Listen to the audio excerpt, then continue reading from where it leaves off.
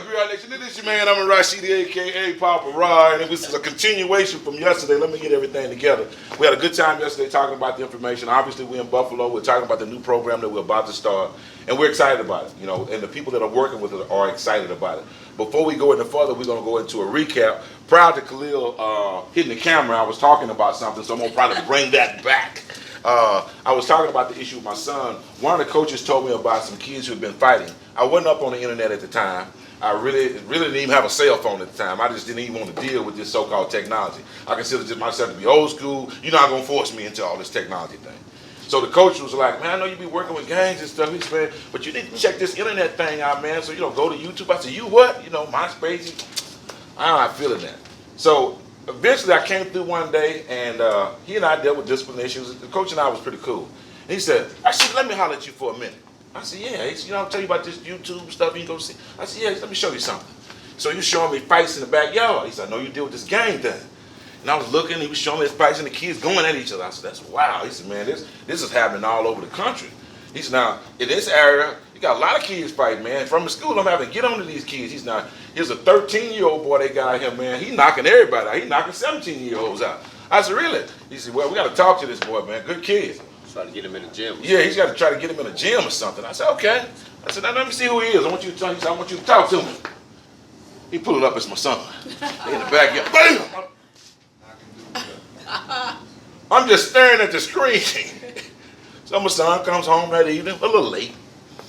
Got a little bruise on his head. I'm like, boy, y'all come on. Now, me and my son are close. We communicate well. It's not like we distant. So he comes in the house. I say, hey, what's going on, boy? How's your day? How's pretty good, Pops? I said, he walked right on past. I said, whoa, come back home and holler at you for a minute. I said, how was practice today? It was good. I said, did you bump your head? You had a helmet on or something? No, sir. I was just tripping. That's what that means. I said, you're stumbling, man. Come on now. We don't lie to each other. What were you doing today? I was just practicing, talking to the boys. I said, that's interesting. I said, because Coach Cunningham today told me you was out boxing in the backyard. About to have 100 folks around you. He in shock. First thing that happens is I got to deal with my disciplinary issue. I have a rule, a code of conduct in my house.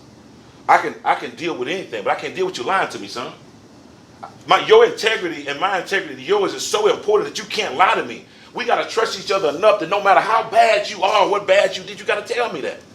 So this corporal punishment. So he got his behind whoop. After he get his behind whoop, we went to a gym. I don't know if my son has ever gotten in another fight with a dude since then.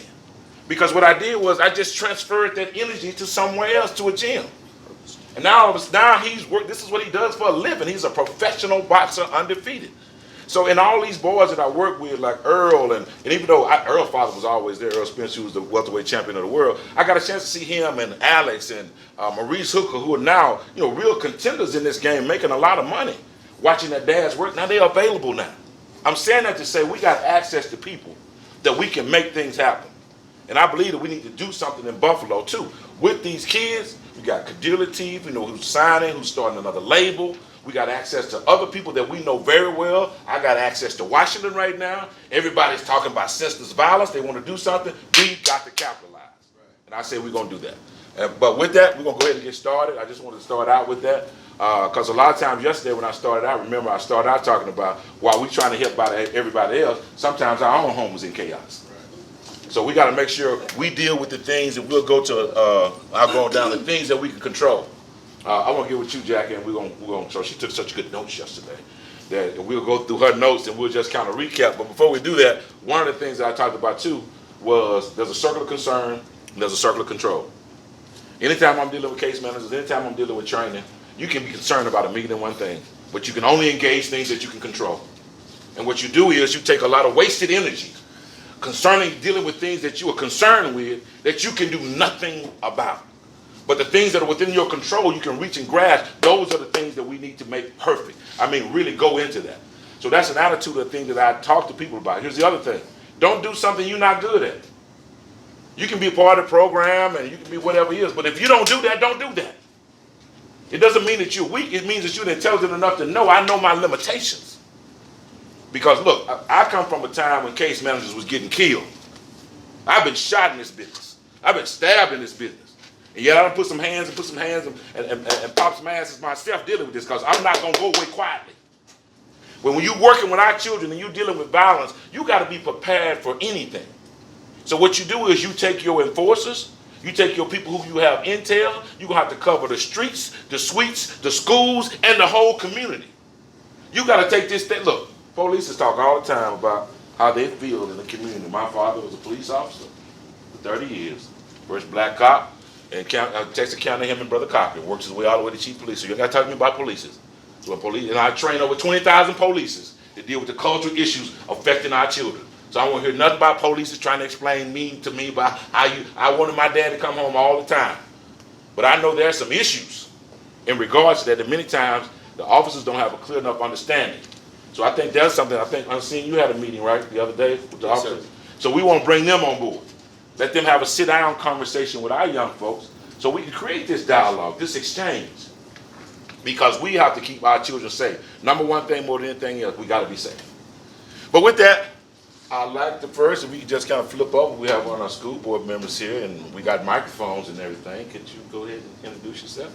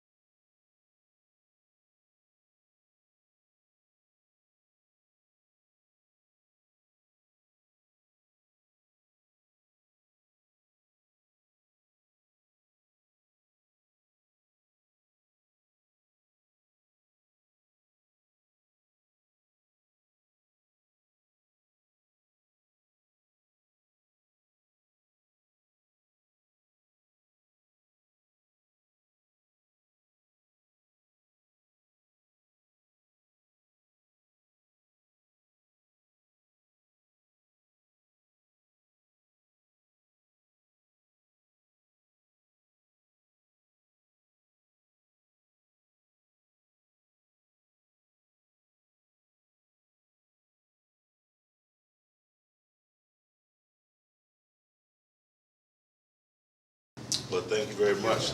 It's important too, you all, as we work with programs, that you get everybody on board. Because I've always had a philosophy, it's difficult to have an irresponsible parent, or an irresponsible child without having an irresponsible parent. But it's difficult to have an irresponsible parent without having an irresponsible community. It's difficult to have an irresponsible community without having an irresponsible city. It's difficult to have an irresponsible city without having an irresponsible state. It's difficult to have an irresponsible state without having irresponsibility on the part of the United States. This thing goes all the way up the ladder. And who catches the most hell is the lowest one on the totem pole. Start with your child. And the next problem with your child is because you got bad parents. And then you got a toe-up community. Everything is toe-up, but everything is in D.C. You see what I'm saying? So it's too top-heavy. So we at this level, you got to show that we're working together. Collaboration is one of the 8 guiding principles that we teach at Urban Specialists. You got to have that level of collaboration. And then you got to have agility. You got to have flexibility to adjust. You might not like what somebody's doing. But me liking you don't have anything to do with me loving this child and want to develop this child. There's no prerequisites that say you got to like each other to work together. You got to respect and be responsible with each other. How you think I work with gangs to mediate with them? They hate each other.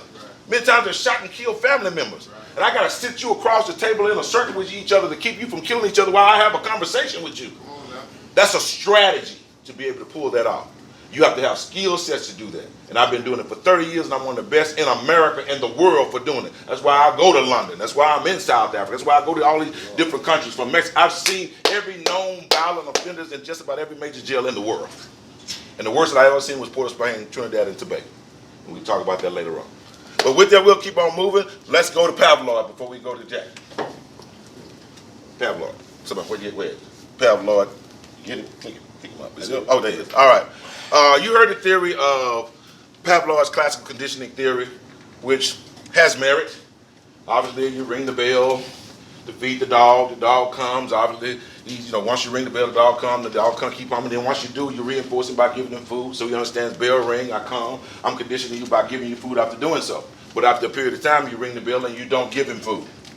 One of the things I didn't tell you about the study is, then when you don't bring him food, what does the dog do? He begins to salivate. So the sound of the bell obviously stimulates everything inside of him. So he starts to salivate, very much like our children do when they see certain symbols, because they're being conditioned the same way.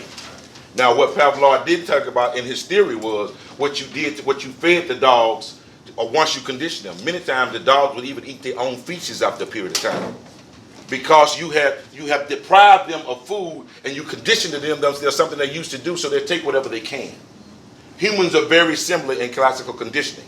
Now, even though he talked about don't become a mere recorder of facts, but try to penetrate the mystery of their origin. Well, our ancestors said know thyself before this white man was ever born.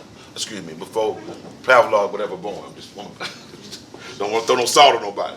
But either way, what I'm saying to you all is this. Let me give you an example of this conditioning period with gangs. Now, you know I'm going to go into the history a little bit later on. But when you look at gangs, let's look at the animalistic behavior, and we'll talk about the cage too, that you all call a cell. See, what we're doing is we're putting different labels on different terminology, and it's confusing. You're telling a kid, well, you're going to jail and you're going to be locked up in a cell. No, you're locked up in a cage. You call that what it really is. And if you take away the matrix and show them that you are actually in a cage, and this is actually a zoo being manned by zookeepers, and they're calling you an inmate or something else, they are playing games with the minds of our children, and we have to pull that back in. But let's give you the example. A matador. I had a chance to go to a bullfight. You see a matador, he don't weigh no more than 150 pounds. He's standing up with a red cape, 60,000 people watching, and he's teasing a 3,500 pound bull. I'm talking about an animal that's 3,500 pounds. They can run up to 30 miles an hour. This is a bad animal. This is an animal who can take his horn and pick up a car and probably turn it over. But you got a 150 pound man standing out with a cape, and a crowd is watching him. And just the idea that he might get killed, a cliffhanger attitude, keeps everybody watching. And eventually he comes through and they go over and holler, "Hole!" They do this over and over and over again until this big black bull, who is stronger, who's faster, now adrenaline is pumping, and he's so mad that he's lost focus now. He don't even know that the killer is the person who's standing straight up here who's teasing him with the red cape. He don't know that there's a blade underneath that red cape as he run through it. But now that he's been disorientated and he's angry, and you've done this to him over and over again, now you run for the final time, and now when your blood is pumping, when you come through this time, instead of saying, "Ole, I slit your throat." Now you see him and he comes through again. He don't even realize that he's been cut because his adrenaline is flowing too fast. So he turns around, he comes back again, and the faster he comes, once he cuts, that means the faster he's going to bleed to death. Here's the reality. Everybody in the stadium, all 60,000 people, know the black bull is going to die. The only one that don't know the black bull is going to die is the black bull. The black bull is stronger. The black bull is faster. It doesn't even have any relevancy that the cape is red because the black bull is colorblind. But he's being conditioned to attack it anyway. I'm saying to you that these theories that they had from years ago didn't come from animals, they came from us. And that's how our children are able to be conditioned. That's how you can do a 40-song rotation. When I say images shape your reality, what you see reflects what you feel. What you feel reflects what you think. How you think dictates how you act, and how you act will dictate how people will react to you. That reaction is defined as your status. And if we understand that we've been studied, remember we came to this country as 3/5 of a human. We give an illusion to our children. We give the illusion of inclusion because we have people that are in so-called positions of power. And I love it, but black faces in high places don't mean success. Especially when the mind you got was given to you by the people who oppress you. All right, with that being the case, that's a good stopping point. All right, Jack, let's talk about, we're going to recap now. But I had to get those pieces out because, look, this material is more than a week long. Period. You don't have enough time to do this. So that's why we'll be doing this all the way through the process. But we have to have the key components that allows us to synchronize our efforts so we're going to be successful. Ain't no, I think. A quick example, this ain't too down home. When we started the program a long time ago, I was working a full-time job for the city. EJ is a civil engineer by trade, working for the city. I ended up getting a $750,000, I'm cutting through the short, $750,000 grant from the Community Foundation of Texas to start this program. We get that $750,000, that was a lot of money back then. I am 23 years old. I wrote my first proposal myself. And after doing so, we get this and we started rolling. This program goes well. I take $20,000 out of that. I pay Maya Angelou because I knew at the time. Invited her up to be a part of a PBS special. Why? Because even then I knew it was important that the things that we get generally come from radio. They come from television, things that we can see. Us, the people got to see. I paid $10,000 to buy a bunch of T-shirts. They said it's a bad investment. No, I bought so many T-shirts that everybody in the city was wearing one of my T-shirts. You know why? They was free. It ain't no different than me putting $10,000 up for advertising. After a while, everybody was like, what's Journey? You know, they thought it was like a new group or something. And then when we did the piece with Maya Angelou, it became so popular that we did another piece 2 years ago. We were nominated for an Emmy for that. We'd never done movies before. Then we turned around and decided after $750,000 was over, we need to raise money. We promised Maya Angelou that we would start using poetry and art and cultural art. She said, she was told, she said, son, culture and art is what our children will gravitate to. When they won't listen in a classroom, son, they'll know a song. We convey messages and show, and I'm like, okay, I get that. So once we get that started, I put the song out, Pretty Black Woman, but I didn't like the track, so I was looking for a producer to help me with it. Boom, I meet EJ. We end up going into business together. None of us work for the city anymore, so our wives is kind of upset. But nevertheless, we making this thing happen. That CD ends up selling over 750,000 copies. We charted on Billboard with it.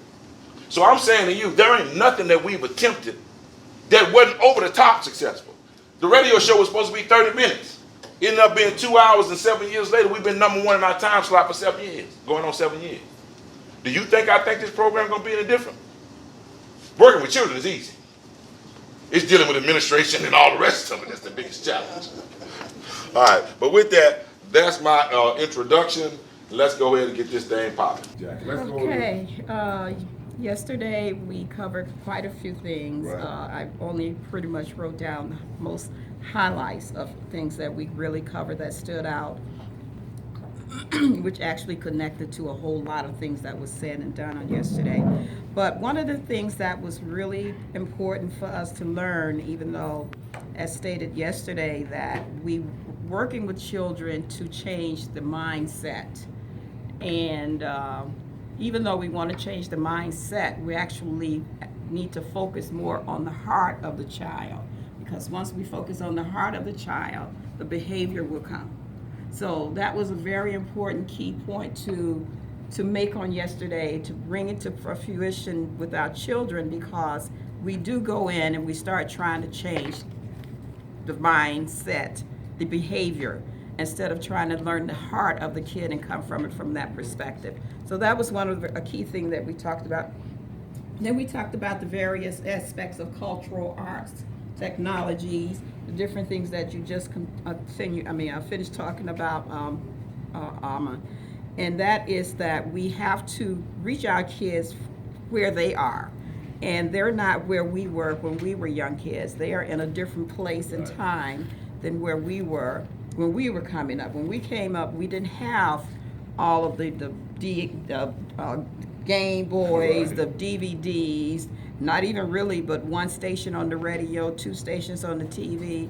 These kids now are having so many different things that they have to be contend with in terms of where they're getting and learning their behaviors from, to the point where they don't even recognize their own heart. They automatically adapt the behavior of other people who's putting that, depositing in their ears. So if they hear negativity on the radio, or if they watching VH1 or hip hop, all these different programs on the TV, listening to this stuff in their ear gates, this is the behavior they're picking up.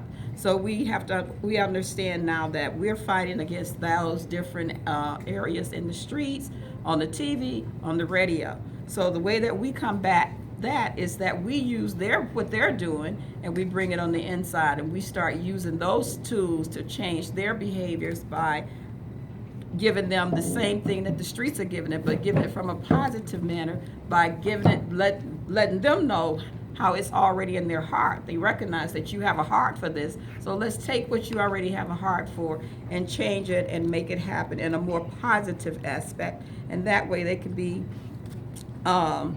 they can also support their peers in terms of their behavior, basically from how they feel from their heart. Then we talked about the 3s and the 12s that which was phenomenal. We have to do that today again, because that was so impactful. The thing is that we're taking our kids from a 3 to a 12, and we threw out all kinds of different numbers, and Rashida was able to, every number that we gave out, he was still able to get our kids to a 12. with different numbers by it was blew me away. He's got to show me and train me on how to do that, because what it is for kids to even see that and take them through that exercise, that's powerful. Whatever number we threw out, the kids were always at a 12, and a 12 is not a good place to be.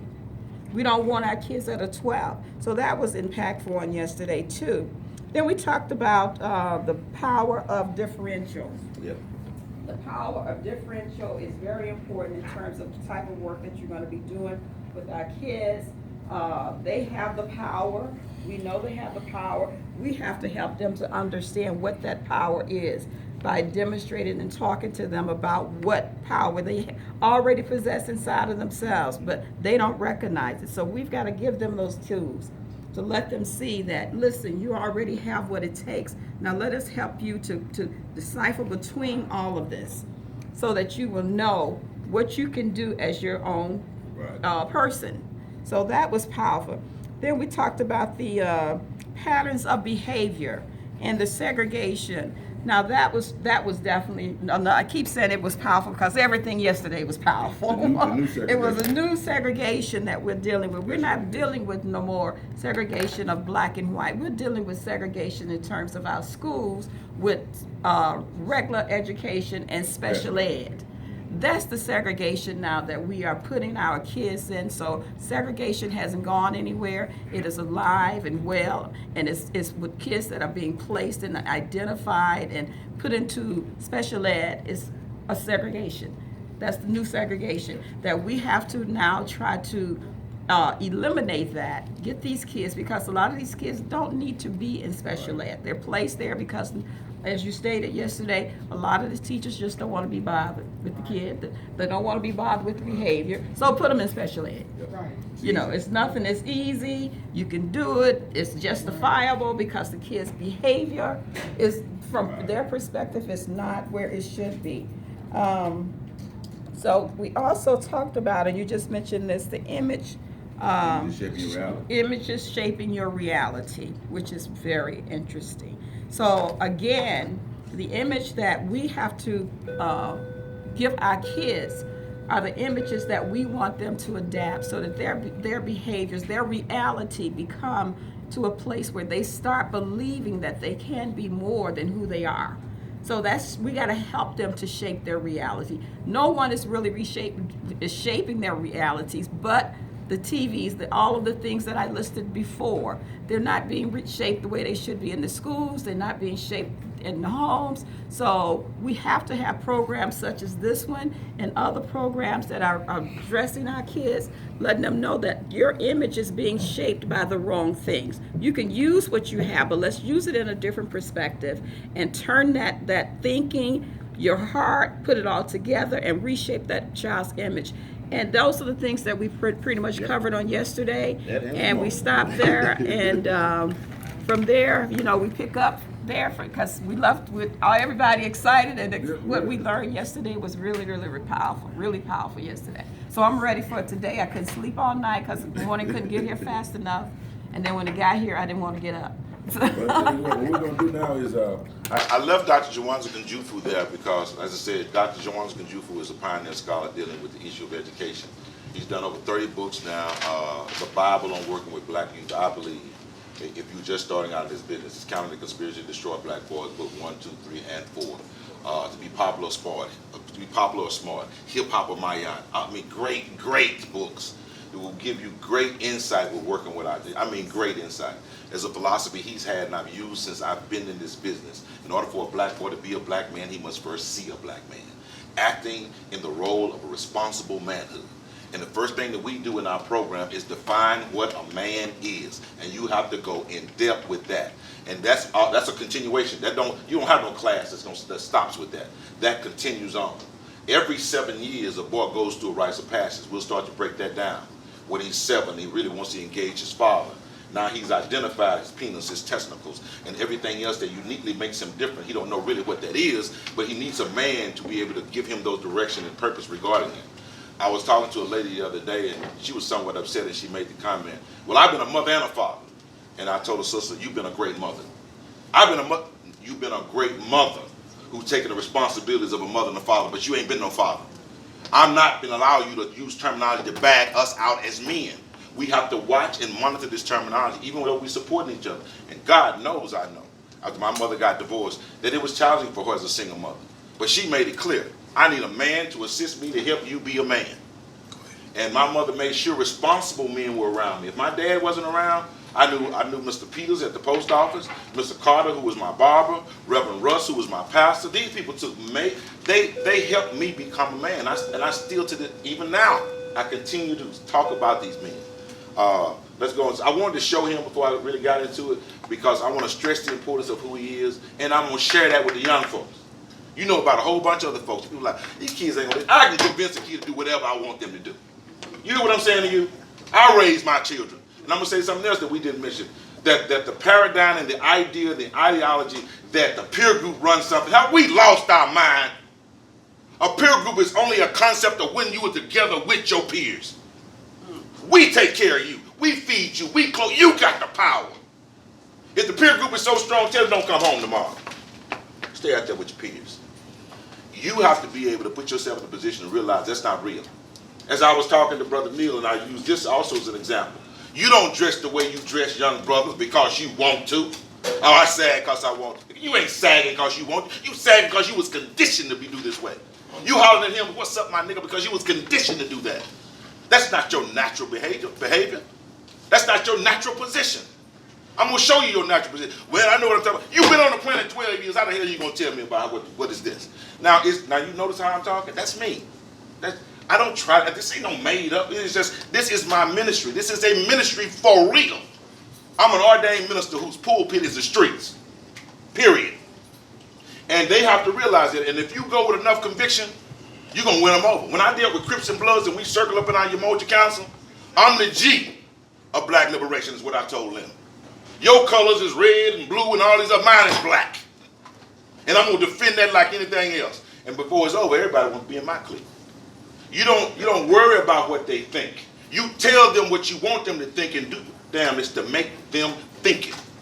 They don't spend millions and millions and billions of dollars on movies to entertain us. They don't like us that much. Right.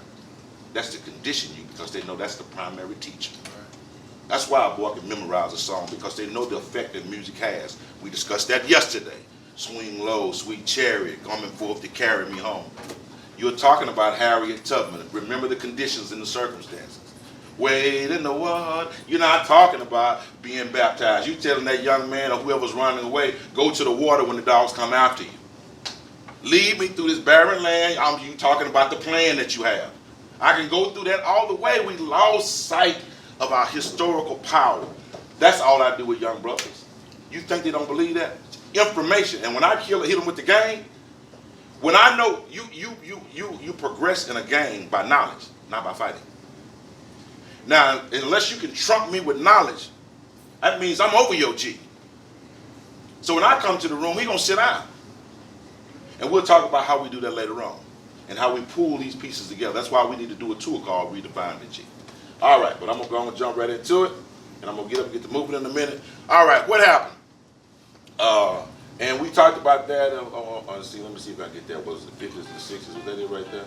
That's it. Yes, I'm going to check this out first. Now, you look at what was going on then, and you look at what's going on now. Now, sometimes you look at some of the things that we're doing, you know we have to be out of our mind. I'm saying psychologically. If you look at the way we dressed and the capacity in our behavior then and the capacity now, but look at the variables. There were more fathers in the house then.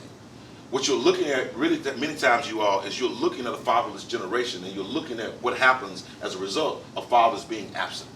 And remember, your father's not absent by accident. Don't forget COINTELPRO. Don't assume that every brother is born criminal. All right, now let's go on to bam. So let's look at this transition. In the 1950s and 1960s, the number one motivator in the house, the number one motivator was the home. Mom and dad actually had control of the home.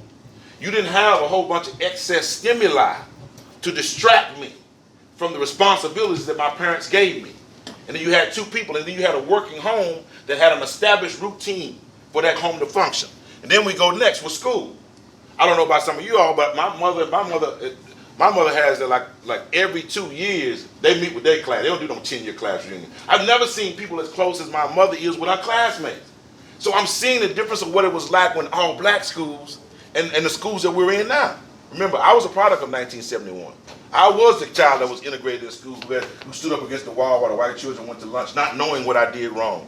Or when I raised my hand, I really wanted to know because I had to answer, and I kind of blurted out a little, and then I got sent to the office and got a paddling for that.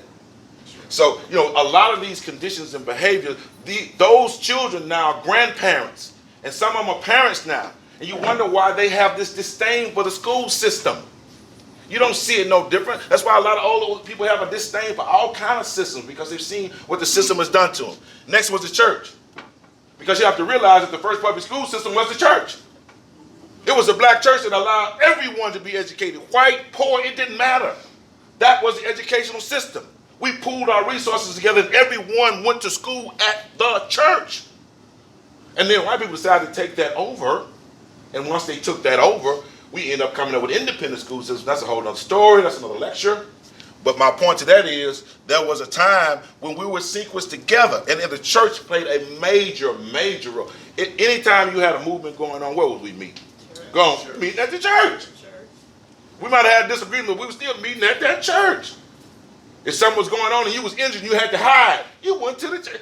They were blowing up churches for a reason. They were burning churches for a reason. They had to change us. They had to make this church be totally different.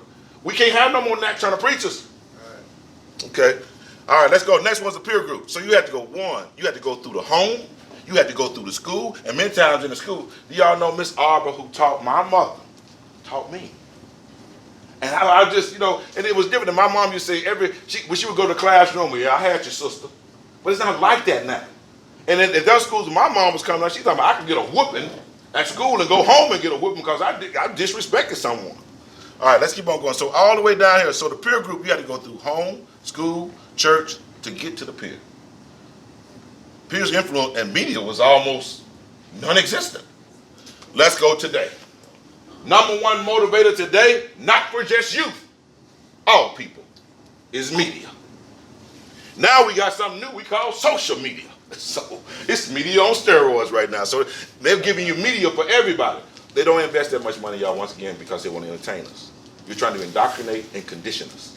That's why it's important to have these images, as I say, shape your reality, like these movies. That's why we have to have multimedia. So everything that we do is good. We showcase it too. We got to fight on the same fronts they have. You got radio, we got radio. You got TV, we got TV. You got social media, we got social media.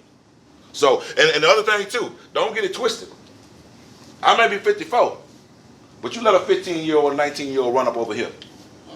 Oh, it ain't gonna be nothing nice. And that's the other thing. Many times dealing with boys, you always need to be physical. Boys operate off 40% gross motor skills. Girls operate off 23% gross motor skills. So that means a little boy who's playing, if you get put a dog down there and a truck down there, the boy will generally choose the truck because he got those gross motor skills he's trying to exercise. He's not being bad. That boy's wild. He's all over the place. He's hyperactive. No, he's a young man who's growing and developing. The young lady, she has fine motor skills, 23%. So that means that she's going to be doing things that are more meticulous. Now, we're getting a little different now. We'll talk about that part later on. So we're blurring the line of gender, and we'll talk about that later. But let's go on. Next will be the peer group. It's hard to separate social media, it's still media, and peers. It's almost like they go hand in hand together. But remember, this is almost like the blind leading the blind. Because at a certain age, there's many things that you don't know. And you got to stop looking at children, and I know you all don't, but you got to stop looking at children as if there's some type, that's a stage. Being a teenager is just a stage. All of us have been teenagers. All of us have been children. I tell children, you don't have a special designation. You live long enough, you'll be like me too. And you want that. You want to be able to get older. And that's why it's important they see us working together. Because if we fighting and we can't get along, I'm going to tell them you need to get along. How do I pull that off? I'm telling you and your brothers that you kill his brother, you kill his cousin. Y'all have shot at each other back and forth. You got a history for the last 15 years. It may have been 6 or 7 people died. And remember at the time when I was dealing with gangs at its core, at a funeral you wasn't safe. At funerals we used to have backup. We've had funerals where we had to call on the Nation of Islam and have them posted just so nobody wouldn't shoot it up. That speaks to the credibility of the nation because they still could have done it. What is it about you guys? That's another stuff. that makes them respect you. More than anything else, I'm going to tell you what it is. It's your camaraderie. It's your discipline. It's how good you look when you're out.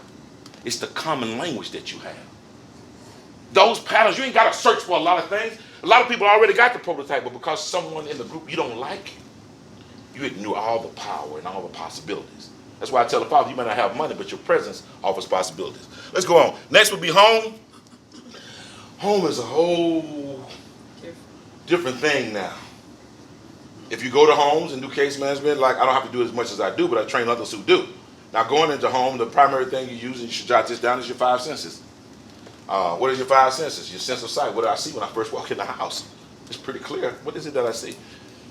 You ain't got to go get a book for this one. Next one is, what do I smell? What does a home smell like when I walk in it? It lets you know the order of that home.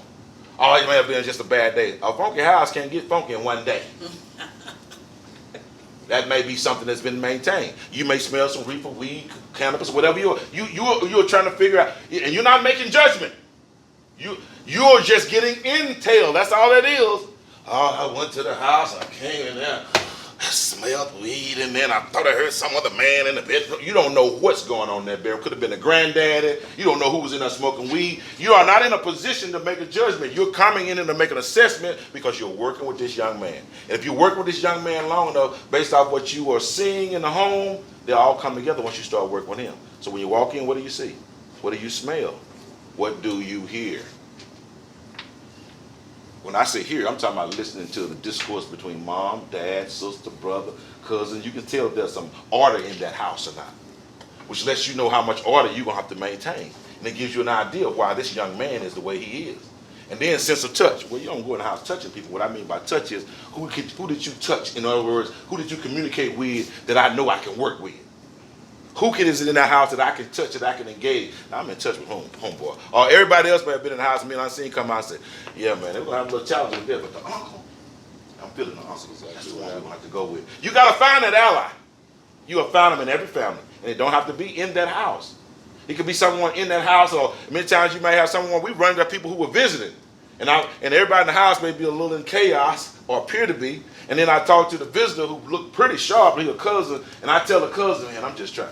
Joel is a good kid, man, and we just have a little more time with him. And I'm just saying, man, his pops has always offered him alcohol and reefer. Can you tell your brother to fall back for a minute? Hell, the boy got to get a job. Now, this is the older brother to the daddy. You see what I'm saying? You have to leverage what you have. That older brother can say, no, man, talk to the brother and da-da-da-da-da-da. So we got to be able to leverage the family because the family is a strong source. And but now we're saying sports is media, peers, home, and sports, and last but not least, the school. And we'll go into that later on. I think the rest of them kind of self-explanatory. Sports have gone to a whole nother level in that our children are being abused greatly, I believe.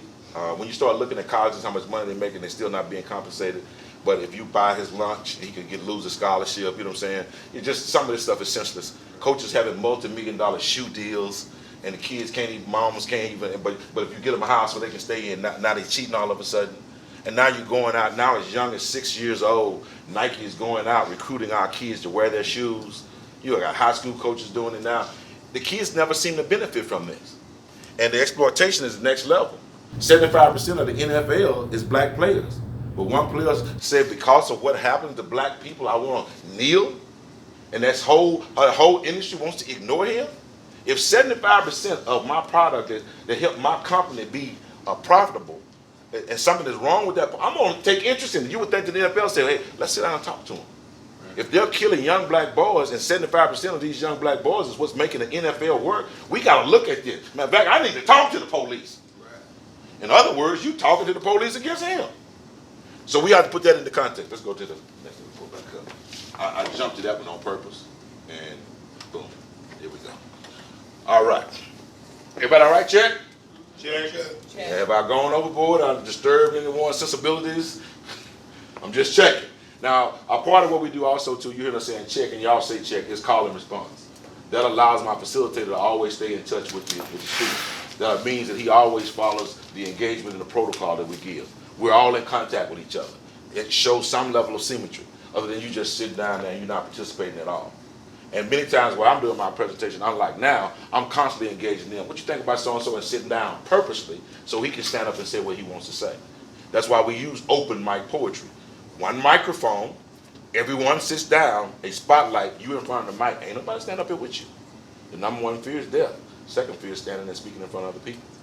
You get these young brothers and sisters. Now that means you have to look at that MC totally different now, don't you? If fear of speaking public is the second greatest fear that humans have, you look at that MC a little different now, that rapper.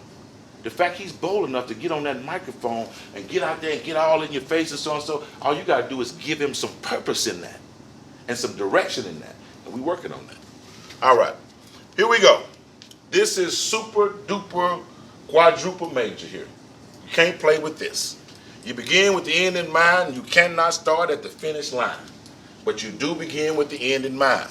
All right, let's look at the environmental metrics. The first thing you're going to have to do, or we're going to do, is we're going to set the climate. If you're growing something and you drop a seed, once you drop a seed in whatever you're growing up, was raised on the farm, you got to nurture that once you drop that seed. You're going to have to water it. You got to check on it. Sometimes you think there's a bad frost coming. You're going to have to make some adjustments doing that. But even if you don't, what happens when it grows? It may still grow, but it may grow dysfunctional. The tree may grow bent over. It may not go full up because we don't set the proper climate. It's the same thing when I'm working with young folks. If you're ready to go, you set that climate by, first of all, coming in, being prepared, having everything in place, having a system in place. And I'm talking about being direct and engaging. You have to set the appropriate climate. All right, after you set the climate for young people, the next thing you got to do, you got to redirect the energies. I'm going to say it again. You have to redirect. I redirected the energies of my son when he was fighting. Did I not? That was an example. Okay, you want to fight. All right, well, let me put you in a position where you can learn to fight professionally, where you don't get in trouble, where you don't lose a possibility of not going to college, getting thrown out of school. Let's do that the right way. We can do the same. Oh, you want to rap? Cool, baby, you can rap. Matter of fact, we'll help you get on the radio. Matter of fact, we'll help you with your daughter so you can get what you need to get done. But I'm concerned with the content, baby, because the content you driving to my people, and I'm a G of my people. So I can't just let you do that, baby. I'm about to sit down with you like the mob sit down with each other. And that's how we got to do sometimes. Oh, I feel where you're coming from, brother. I know you're trying to make your paper, but I'm trying to make a difference. What you plan is affecting my son and my daughter. And that's more important than my money. And if you sit down and you're willing to have that conversation, you can make changes. So we setting the climate first. That's super duper important. Remember, images shape your reality. If I'm in a room, then I want my images to be appropriate when you come in. I want the certain music to be on when you come in. Setting the climate is very, very important. That's why we say we want to get the little banner. I like to have a big banner. I like to have that big old banner so you can see what I'm coming with. I want you to see it. We talking about big time and you in it. All right, this redirecting the energy. That's going to be really up to you. And if you don't know that, then we brief on each other. How do we redirect this kid's energy? All right, now, after that is replace vices. One of the biggest challenges for young brothers getting jobs is they smoking. Well, you got to replace that with something. If he's just smoking 3-4 blunts a day, you got to stop smoking. Do you really think he's finna stop smoking if he's smoking 3-4 blunts a day? Do you really? No. The first thing you got to do, you got to wean him off. Hey, man, you want to break that down to one? We may laugh when we say it. You see what I'm saying? Well, man, what's up? I don't have no issue with marijuana. You're not old enough to be smoking marijuana. It's still illegal in the state that you in, bro. You might ought to get us some consideration. And then, you apply for several jobs, and you got a kid now, and you gonna let smoking something keep you from getting a job? I'm questioning your intellect now, dude. It's a way you do it. I'm not gonna take anything. Here's the rule. Don't take away anything without replacing something. Always know that anything that you take from someone, you have to replace. All right. Let's go. Focus. Now, once you set the climate, once you redirected the energies, once you replace the vices, now you have to focus on the IPP, individual program plan or individual plan of action. Every student I work with going to have an individual plan of action. I said individual. We got a group effort, yeah, but you're an individual. We weren't born as a group. That's why group thought rules a lot of different things. We socialize as a group. What do they teach us in school? Get in line. We operate, we function as a group. Sports, always function as a group. But you still are an individual. What's your individual plan? Because if you got a weak plan, you can't be with the group that's balling and doing something.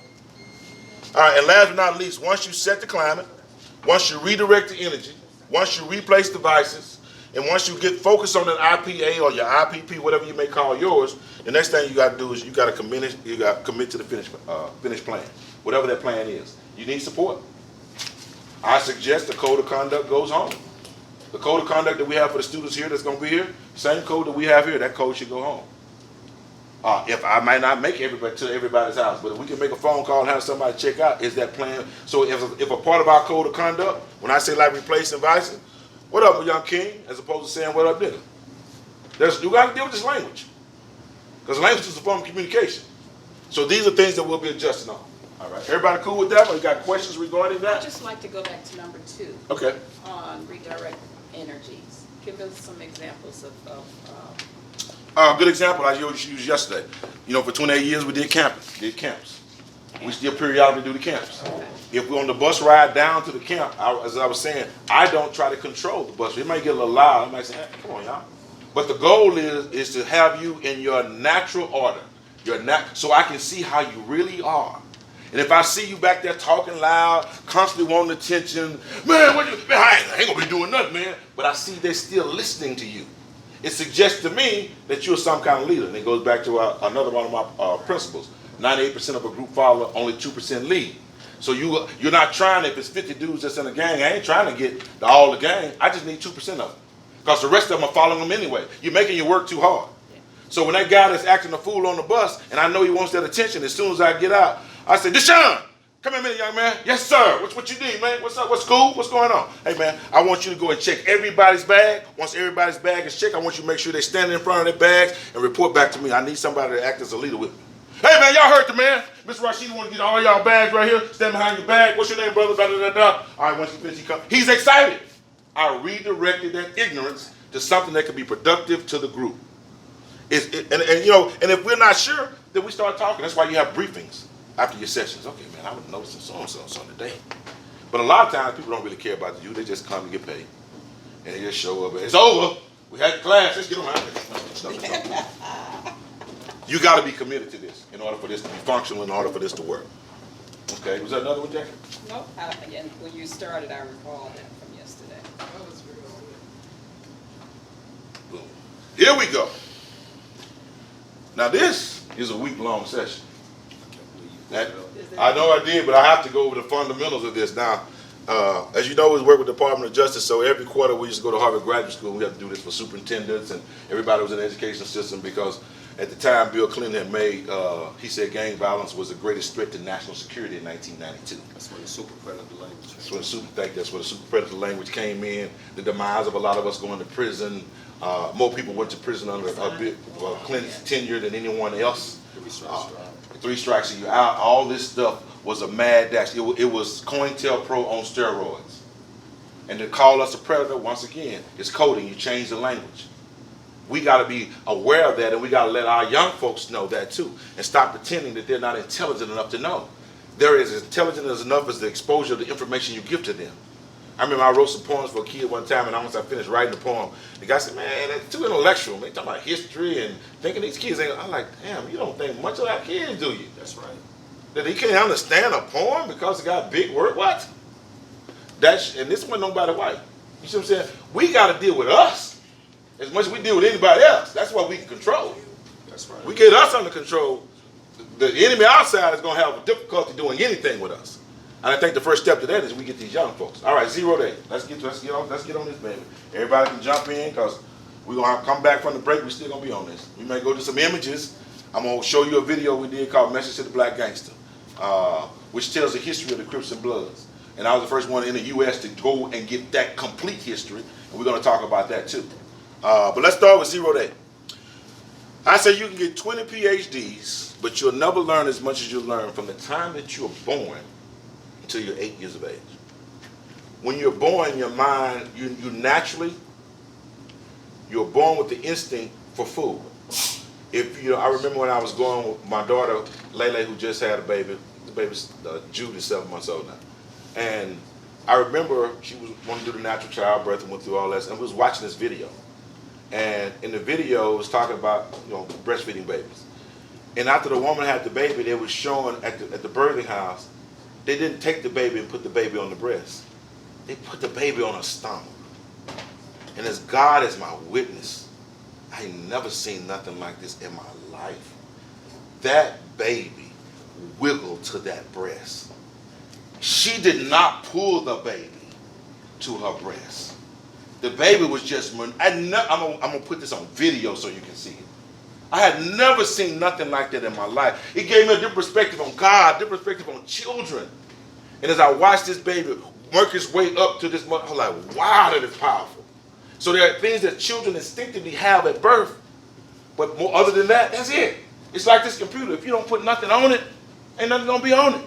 So now we're talking about programming. He learns what a boy is, what a girl is, what gender is, what life is, what words are. When he opens his eyes, you've never seen this before.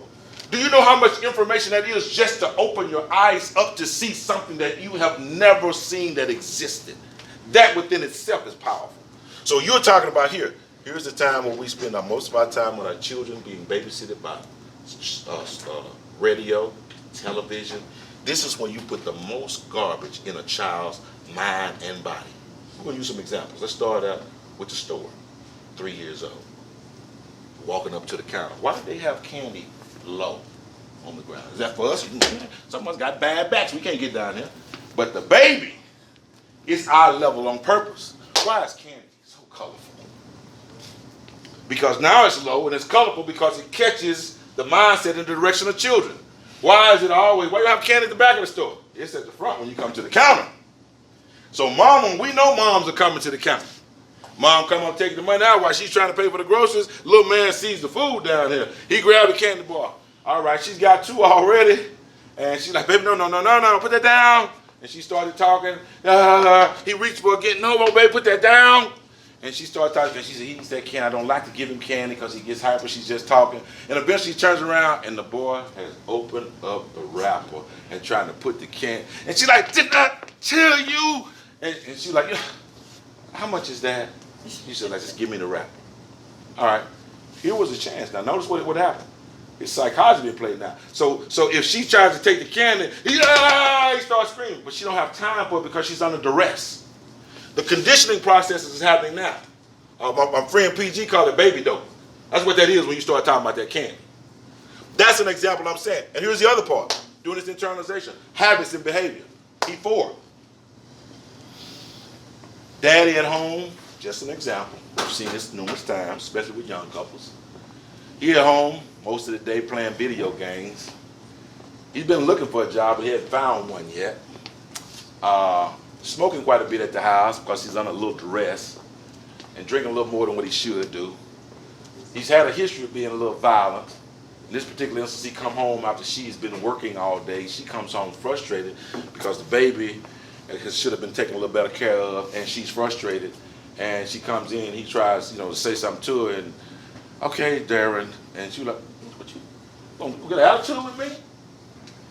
Now they've already fought before, so she's careful and trying not to trigger him. But long story short, she does. And the next thing you know, bitch, you pow, and slaps her. Now what you have to understand is, we're still talking 0 to 8. This 4-year-old boy is now standing watching the man that he loves as his father, who he just spent all day with at home, on the video games and kicking it with, and the mama that he just can't wait to see come in the house, and she walks in the house, and after a few words, he sees his mama get called a bitch and slapped to the ground. Mama starts crying and go to the room. Where does the little boy go to? Do we run to daddy or do we go to mama? You're running to mama. We love our dads, but at 7 years old, we skin our knees, we run right past daddy and jump in mama's lap. We'll talk about that too. But what ends up happening is he goes in there, mama cries a little while. He tries to console mother. About 2 hours later, dad comes back. Mom's in there cooking. Little boy standing beside her. Everything's cool for a minute. And he sees daddy, and he's kind of in shock for a moment because he don't know what might happen. Because he see daddy walking up on mama. She sees him coming. She turn around like, Darren, please. She's like, baby, I'm just, white man been on my foot and shit. I'm trying to get my life together. So you be tripping with me, hell. I don't need to come home. Bitch tripping with me too. You feel what I'm saying? Give a nigga some love. And he go to put his arm around her. He does put his arm around her. And he's holding her, but she got her arms like this. Because she's hurt, she's frustrated. She don't even want to be in this crisis. Little man don't know that. But he's like, what's up with you? And he realized, he's like, well, I'm sorry, baby, I'm just tired. And she puts his arms around him and she holds him real tight and he holds her real tight. And this little boy looking at this like, wow. must be okay. You can hear her, just, you gotta make up. All right, now if you see this at home with mama, now mama is your first love journey. For any boy, any child, your first love journey comes through mom, unless something else irrational has happened. That's right. So through this love journey, if the woman I love the most and I hold at the highest esteem can take a beating, so now when I get to go from internalization to experimentation, guess what? My girl can take a beating too. Well, what's wrong with you? What makes you special? We'll kind of go, but we're not there yet. So I'm giving y'all examples. Let's open this up a little. We're going to break about 5 minutes. What are some of the other things that can happen that can permanently scar you here in 0 to 8? It's the most impressionable time that's going on. Here's another one, because we got a code of conduct. There are no niggas. Little boys, I used to be my favorite thing. What's up, nigga? When I was a little kid, that didn't curse, didn't drink, didn't smoke, great kid. But saying nigga was, you know why I said it? Because I heard everybody around me saying it. And I couldn't wait till I was old enough to say it too. You know what I'm saying? If I'm a child, I'm watching my dad and them out there, and I think when you get to a certain age, you're supposed to have a beard. Nigga, I told you I was over that car, nigga, that yesterday. I was out there talking.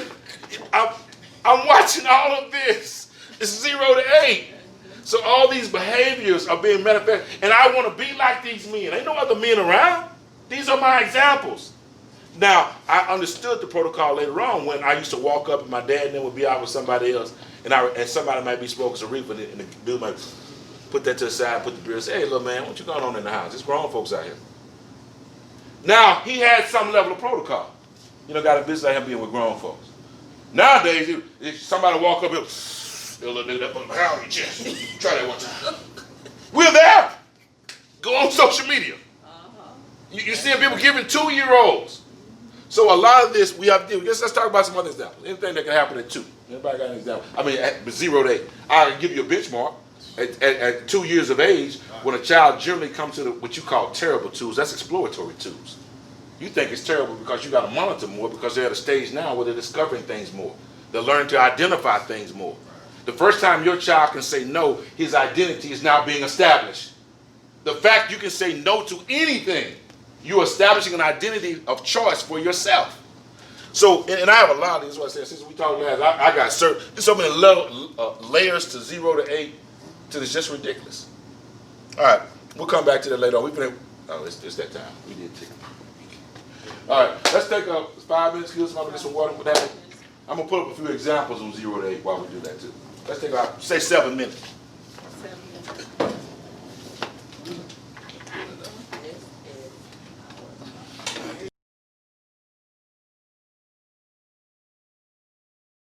Now some of y'all missed some things. We back. Excuse me. Black to the building, black to the feelings, black to the healing. Hotel Producer Man, I'm Rashidi, a.k.a. Papa Rock. I'm staying in radio mode because what happens with radio, you're used to getting garbage all the time. We don't give out garbage. G's job is to give life, not death. There's a couple things in our last presentation that I want to acknowledge. First of all, being a scotoma, and we'll go back and tie those into it. A scotoma is a blind spot. A scotoma is something that's right in your face, but because how you are taught to receive information, you can't see it. Now, I can see that my homeboy is with this woman who got 6 or 7 brothers who dogging the hell out of you, but in your mind, she is the queen. She can't do anything wrong. That's a scotoma. That's a blind spot. It may be trauma. It may be doing internalization that you ran into some things that caused you to feel that way.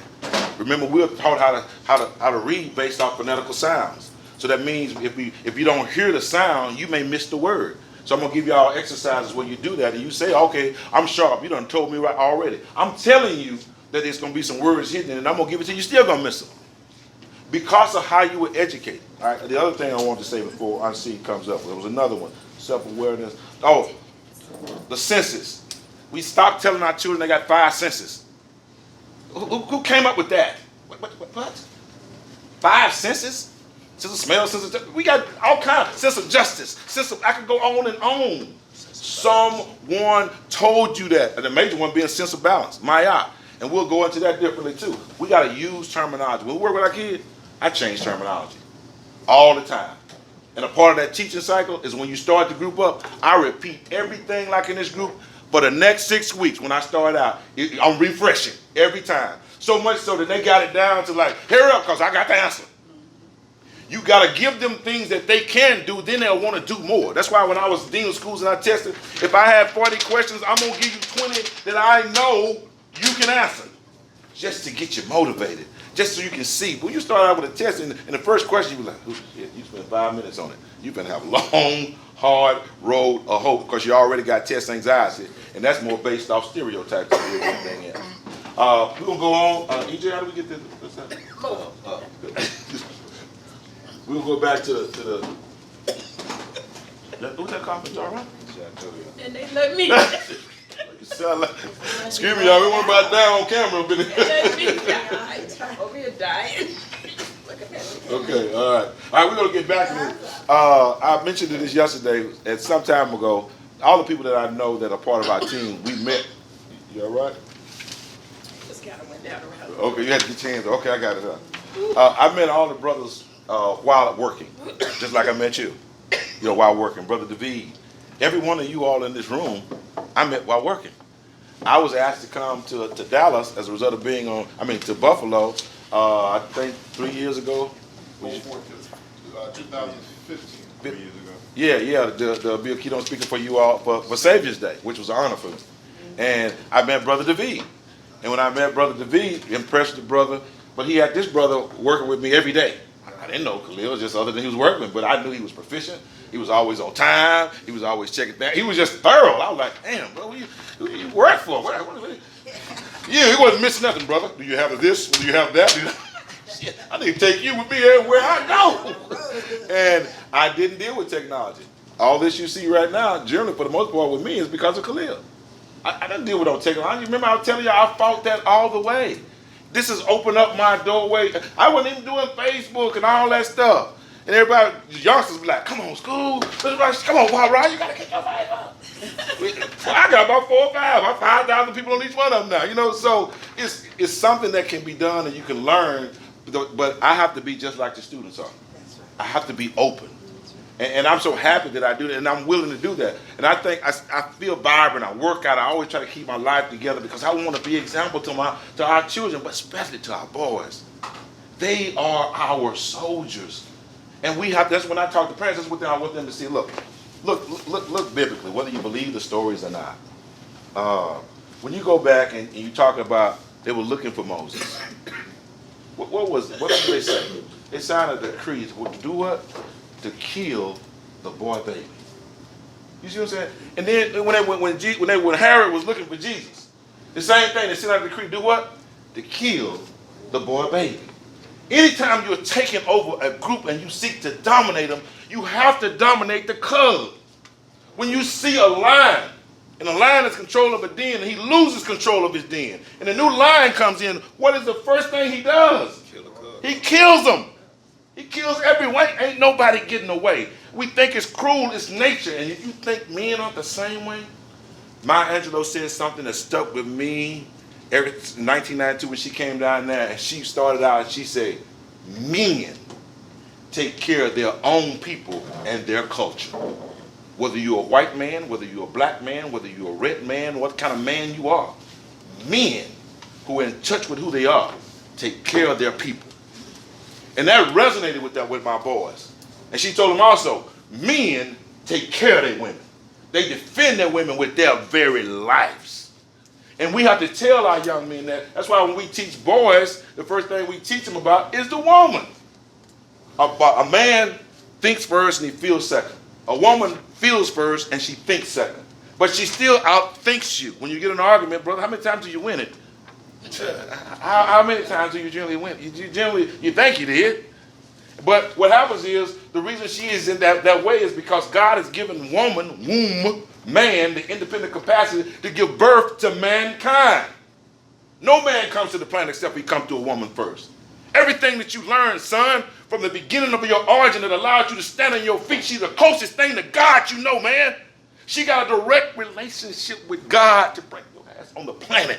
And you got to give it to them with that conviction. Well, you with young men, you have to look after your moms. Do you really think that's going to resonate? If they're already ready, yeah. But you got to come in. That's why I say you do impact sessions with our young folks. You got to get with them. And I can feel that vibration. These men here, y'all do too. You know when you're dealing with somebody that ain't feeling you or you ain't feeling them. All right, with that, y'all, we're going to keep on continuing on this. What happened, EJ? No, we were trying to work. They gotta do the flyer too. Oh, you doing the flyer too? That's cool, but we got to. Yes, sir. If I had a dry racer board, you could take this down. I'll put those up. All right. We had discussed this, and I was saying this about meeting people. How I met Khalil and Brother David. I met EJ when we were doing the CD, which became a groundbreaking spoken word CD. We had Nile Rodgers on the CD. The song from the CD made the soundtrack to the movie Panther. We had some serious success. We charted on Billboard with it. We had music on Mackay Piper's movie Uninvited Guests. So we've done a lot of things. This is from Loving Children. I thought studios where you took pictures. I had done portraits, but never the music. This man showed me about music. He introduced it to me. And he became my friend. And we ended up going together with 7 brothers. So from that point on, we started traveling. We went to New York, 7 of us. Stay, get a house, rotate. 4 be in, and then the other 3 come up because the house has to be stocked with food, clothes, and as you rotate in, we had our own mission. We had periodic times we sat down as a group and did things. So that has worked for us. We did the same thing in New Orleans when Katrina happened. Guess what? We didn't go down there and just give some food. We stayed there 2 years and graduated 936 people at the University of Tulane.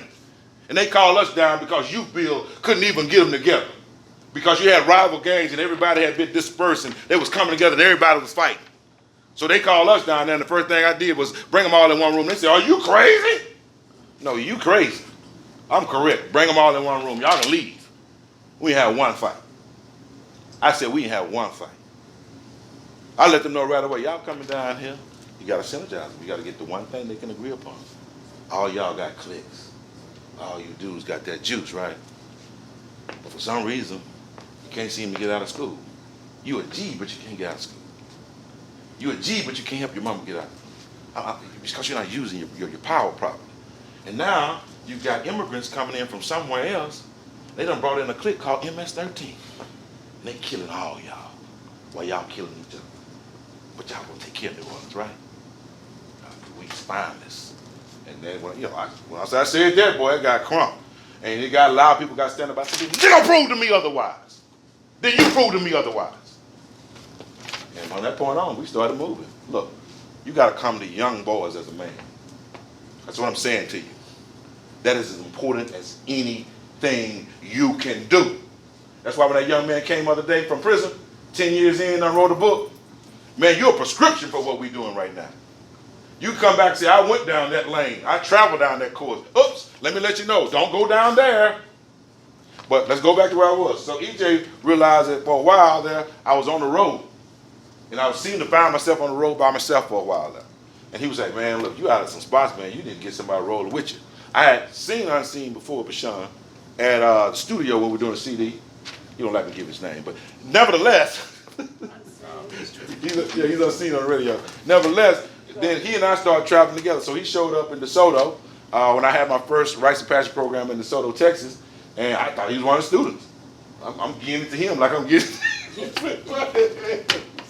I sat on that side of it. He said it like he was a student.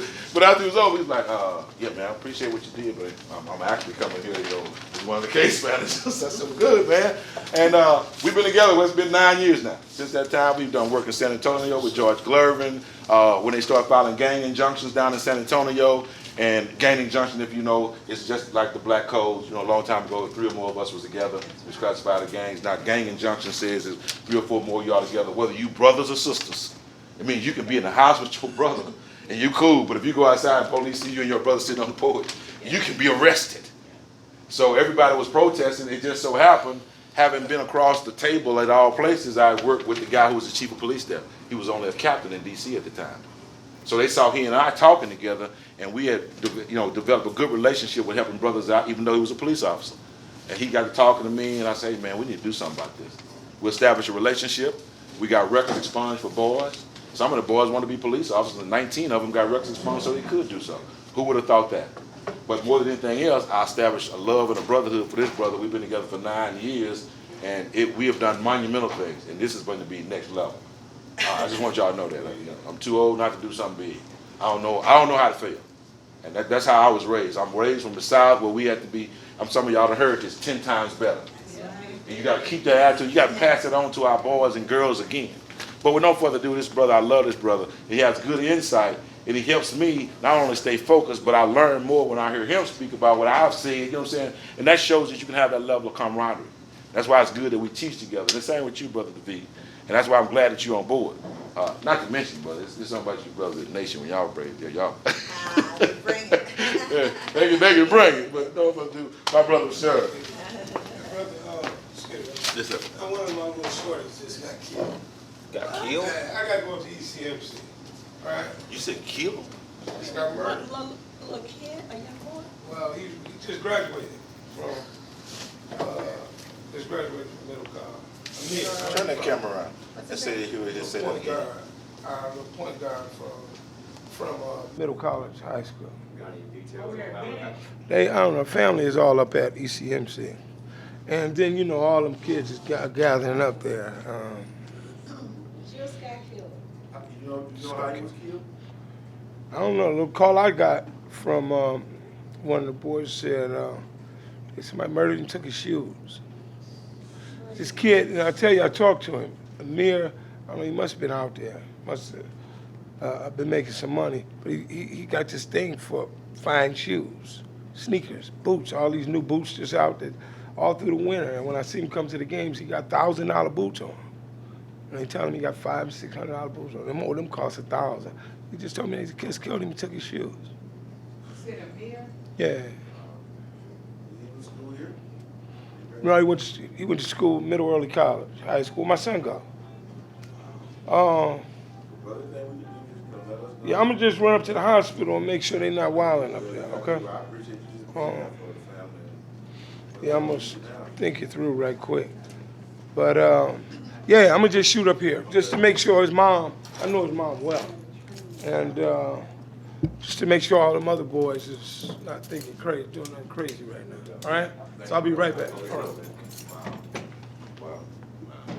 You know, just like, I'm gonna say this quickly, just like yesterday, when the brother came in and I said, I introduced him first, I said, I wanna go on and put him on because this shows the natural occurrences of things. Our prison, you know, we didn't even know he was coming, but he shows up and he just got out of prison. And I'm saying, this is so frequent, this is how this happened. Here we are doing a presentation, he walks back in and said, you know, that one of the boys has been killed. You know, we ain't talking about somebody lost a car. Wow. I just don't say that, man. That lets you know how serious what we're doing really is. It's like, it never stops. Wow. All right, let's see that. Just want to come in on that. That's I don't even know how to. Wow. Wow, that's serious. That changes the tone of everything. But these are some of the things we actually gonna be dealing with, right? So it's not like because every 28 hours a black Hispanic male unarmed is killed by police officers, right? So this is not unusual. That's the point of Rod sharing it the way that he did. These are literal things that happen while we are doing the work. And oftentimes and not, we don't get no relief from this. These children are sent back into the communities. They come to school, they in motion, but they never deal with this. They are powerless to take it out on the people who impose it upon them. So they then begin to take it out on each other. We hurt each other because we the ones that's in close proximity to one another. That's right. Most murder follows trends of socioeconomics and those that are closest to you in proximity. Not all these other extrinsic factors about being a gangster, all these other superficial ideas. More people kill people that are closest to them and that look like them than anything else. In all groups. In all groups. So when something like this happens and you're dealing with a traumatized child, the child is not the only one traumatized. Everybody that witnessed the murder was traumatized, and everybody that knows that child then becomes traumatized. Then it's on the media, and then millions of people are traumatized, and then laws and legislation, and we sit and we wait for an outcome that's never favorable. And there is a difference. And then there's trauma after that. There is a difference between a wound and a scar. A scar indicates that somebody is healed. A wound says, I'm still bleeding. Wow. And we are wounded. Wow. Since we've been here, we've been wounded. Nobody has fixed that. And we're powerless to fix it in a sense because we transfer the trauma because we never healed.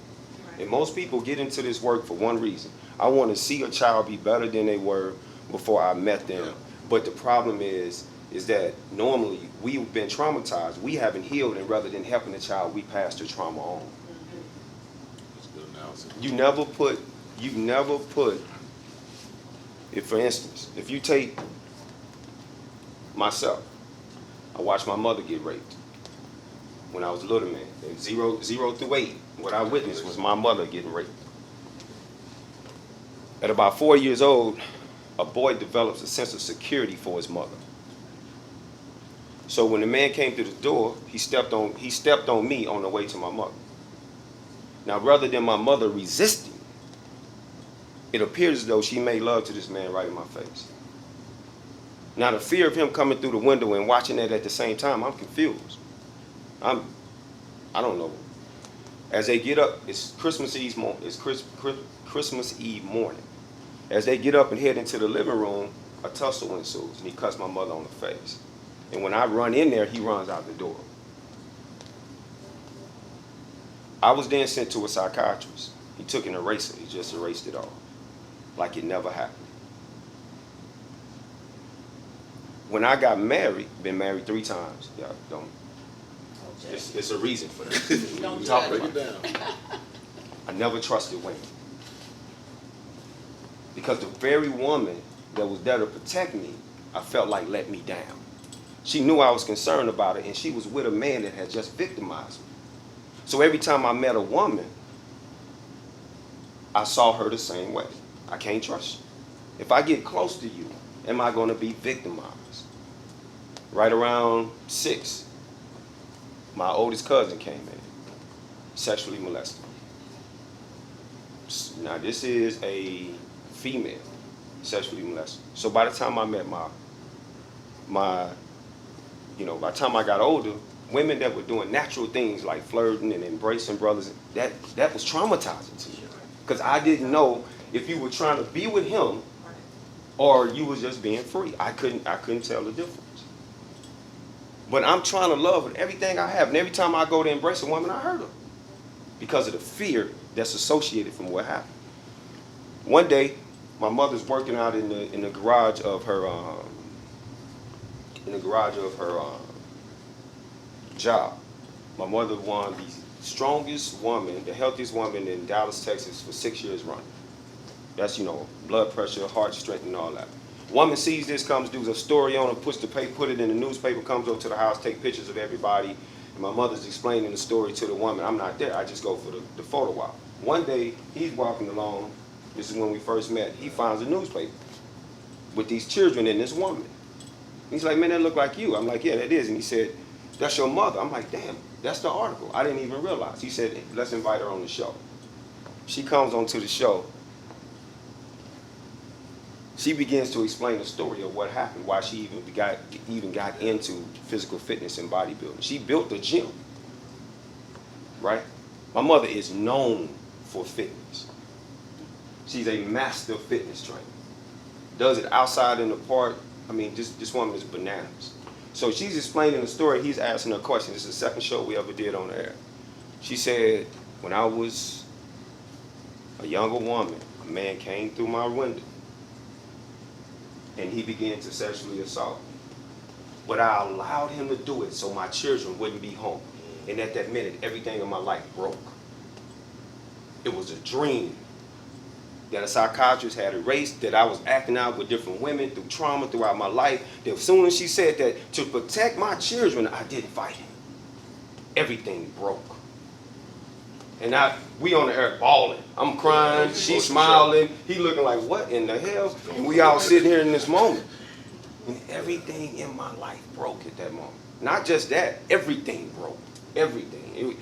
Once that level of trauma hits, everything becomes a dream. Everything becomes a dream. It's just one activity after another with no answer. And you're trying to figure it out, and all of it's playing back to you, and you just confusing, and you just leave a trail of pain along the way. I was married 3 times, had children by 2 of the women. Right? Child support. When I tell you, I can tell you how this whole, when you look at a young man and you look at an older man, I can tell you how that whole thing, how this whole system comes down on your shoulders when you are traumatized and you end up in the streets. You get what they say, 2 suspensions more than likely you're gonna drop out of school. It's a 66% chance at that point. When you drop out of school, you're on the streets, you get engaged by cops, you've been traumatized, they don't know, y'all engaging each other, boom, they kill you. And you just a statistic. In order for me not to have been one of those statistics, I don't know what the hell saved me. I became an over-the-road truck driver, turned my truck over on a mountain that was 16,000 feet above sea level, almost went over the edge. Didn't die. Had a man put a gun in my head, squeeze the trigger, the bullet didn't come out. Didn't know. But I don't know, I didn't know what, but all I knew is that by the time I got before children, I saw something. I was able to recognize the same trauma that I had been through, and it just comes in different forms. So as I began to have this conversation, I had to ask myself the number one question: am I gonna pass this trauma on, or I'm gonna help this child? And I'll be damned, how do I do this? And now we can take notes. It's two things that you do to get to know a child, but first you have to apply them to yourself. You have to examine your motivations and your priorities. Your motivations and your priorities. They're gonna tell you everything you need to know about yourself. Everything. Just those two questions. So there's 4 things. I'll write this down. Yourself, your community, the child, the program. Yourself, the community, the child, and the program. We've all been traumatized on a macro conscious level. We have, as a group of people, we are prisoners of war on the land that somebody took over and created a system that they've been victimizing us in ever since. The pedagogy of power in education is there must be a master and a servant. It must be. So who the hell you think the servant is? And then why do you remain a servant? Because you stay in a consistent cycle of trauma. Your diet is for that they feed you. The media, everything is to keep you in this consistent cycle of capitalism, capitalizing on the stress, the pain, and everything else. By trade, I deal with wellness and nutrition. But the first thing I can tell you, the reason why programs fail is because people who administer the programs don't understand what they are administering. You are administering yourself. That's right.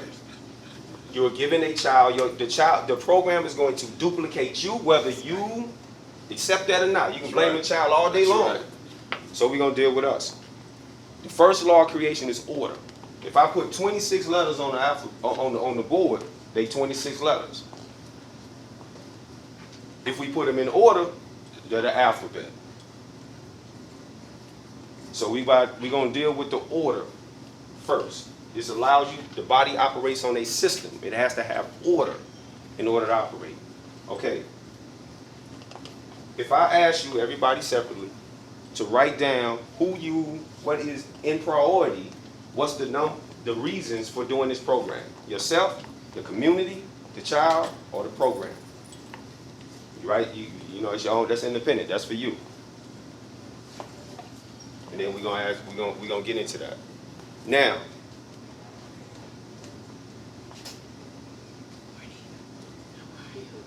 if y'all remember, how you doing, buddy? Y'all remember yesterday? Let me stop Yes, you one no second. problem. This is Mr. Rosser, No, Eric it's not. Rosser. How you doing? guys spoke to him. We have Good to see you. Singh I hadn't met him yet. How you doing, bro? I'm Rashid. and Rashidi. EJ. We all take care. And just 2, we had a young man that gets shot but killed. A student. From early. So is Davies out there at the hospital? He's out there? Right. Neil going up to the hospital? I think he's still out there also. They're coming up with a plan to be able to. This is good stuff they missing. No, that definitely takes priority. Plus, it's being recorded. So. Okay. All right, so you put that in order. I hope everybody's put that in order according to the priority of where you come from. Do we say what we put? We will in a second. Okay. All right, so the thing about this is, what y'all haven't realized is that during this whole training, we don't just tell you this. This is actually the program for the students also. Thank you. Because the transparency that you create between you and the child determines the trust level. Right? If you standing in a position of authority over a child or with a child, what gives you that authority is your ability to connect with that child, not your position. So you have to examine your motivations. You have to examine your priorities to determine whether or not, first of all, when you get up in the morning, if you even worthy to go deal with a child before you walk out the door. That's important. That's important. All right, so with that being the case, let's do this. All right, who wants to go first in terms of what they have? I would. Okay, yes, okay, go ahead. I put down the child. Okay, Would be my priority. that's the first In thing. terms of the reason that, well, if I'm going to be engaging in this type of work, which I do, I look at, of course, things from my own life, her first, Right. and things that may be happening around me in my life. Okay. And I use those things to help navigate my mind to say, okay, you know what? I'm looking at what's happening around us. I'm looking at what's happening in our schools, what's happening with our kids. They're getting killed senselessly Right. over little simple stuff. Right. So if I want to help a child, and even though I've had some trauma in my own life, Right. that I can stand up and be able to give my own testimony to regarding. So first of all, I do that to let the child see that my life is no different, my story is no different Right. than your story. You know, just because I'm standing here, I got on my little suit, whatever, my little heels, but I have a story just like yours. Right. So I put the child first because my reason for being in that position and the reason I do what I do is because I want to impact that child's life so that that child won't grow up making some of the same mistakes that I may have made or some of the things that I went through that caused pain and discomfort in my life. So Okay. that's why I put the child first. Okay. But I'm using my own life or my own experiences or experiences from my family to take what I've learned from those situations to impart into those children. Okay. All right. Yes, sir. Everything begins for me with self. So if I don't have myself together, it's gonna be difficult for me to articulate that with someone else. So me being, that's even my children. What comes first in my house? Not my children, me. If I'm not together, I can't take care of my children. I can't, talk about how I'm gonna do this for you, but I ain't got myself together, I ain't got my life together, I'm not healthy, so that, for me, that's first. Second, its priority is gonna be the child, because the child is a creature that comes to the planet, whether I'm in a program or not, they can't take care of themselves. They're born with us as adults, so they have the responsibility to do so. Third is gonna be the community, because me and the child is a product of the community. And last but not least is gonna be the program, because those are the three things that represent what the program should be about in a system. Okay. Yes, ma'am. I'm gonna piggyback on that too. And I agree with you, what you're saying. And the reason I put child first because of what I was going through in my personal life. Right. Which was going to affect my children. Right. So I felt that I put my children, I put the child first because my reaction to me was Right. like, I can't keep my children in a situation like this. So my thought pattern was saving the child. Well, first of all, Saving the First of all- child because it wasn't about me at that point. notice what just happened, right? When Rashid was standing up earlier, he was talking about the difference between a man and a woman. That's very important because intuitively, a woman can think, act, and feel for two people. She's already responsible for two people. We're not given that cognitive ability naturally. So when a mother thinks her life, even when she's born, it says that she trades her life for her child during that process. So when a woman is standing before you, she's looking out over creation at every child, every being out there came from her womb. She has a different viewpoint. That's right. When it comes to security. She has an intuitive cognition that allows her to superimpose somebody else's life over hers because she, by nature, that's what happened. Now, I said that to say this. First of all, there's no right or wrong answers, but we're gonna keep going because you don't have to justify your answer, Right. but we're gonna keep going. Yes, ma'am. Did you have a? Okay. I did self too. Okay. And I am a mom and a grandmom, but yeah, it's difficult to do your best with children if you're not at your best and you're not even aware of it. You know, so that awareness is so important. When I became pregnant, right, I had to worry about me first, so that I'm creating an environment for this baby that's healthy for that baby to Yes, be ma'am. there. I can't give a child something I haven't given myself. That's right. You just can't do it. So I put self, and then I went to the child, Okay. because that's the next extension, and then community, I was just right on with him. Community and then the program. All right, so What was the question? the question was, is community, self, program, and child. What are the priorities? Because in order to know yourself, you have to examine your priorities and your motivations, right? So once these pieces are on the paper, the first law of creation is order. How do you put those in order to serve your purpose, right? So that everybody wrote that down. That's what that was. So community, self, program, and child. In what order for you? Self-improvement is the basis for all community development. It's just kind of like just dovetailing on what Amanda said and Sister Teresa Tiggs said, that you can't really, it's like when you're on an airplane, they tell you that the mask will come down, put the mask Save on you yourself first. Right. You can't save nobody else. You Right. black out, you black out. So, Right. So we always been taught that self-improvement is the basis for community development. So I would have to say self. Is something happening right now that's gonna click in about 2 seconds for yourself, sir? So what was the? You got self, the child, the community, and the program. In what order do those things fall for us as facilitators? Or for you, not us, for you. Well, let me tell you what just came to mind when I heard the sisters. And, you know, I'm one of those brothers that's been raised to not just believe, but to understand that when you teach a woman, you teach the family, you teach the nation, you Right. teach the community. Teach a man, you teach individual. We got a role. But when you hit a man, you know, just be ready for a fight, you hit an individual. You hit a woman, you know, we should all feel like you just hit the family. That's right. That's how normally it is. You just hit the nation. That's right. And this imposes a duty on the woman to really understand her role, you know, and I'm saying this with respect to just listening to you all, because it has a special place with me to uplift our women. And I was listening to you all's broadcast this morning, Life, Love, Liberation, and I was thinking about the liberation, you know, liberation is like earned through self-development. And I was just thinking about the woman and the baby in the womb and how the woman has to love herself in order to give that life, you know, a chance. And, you know, feed that baby proper food, feed that baby proper knowledge.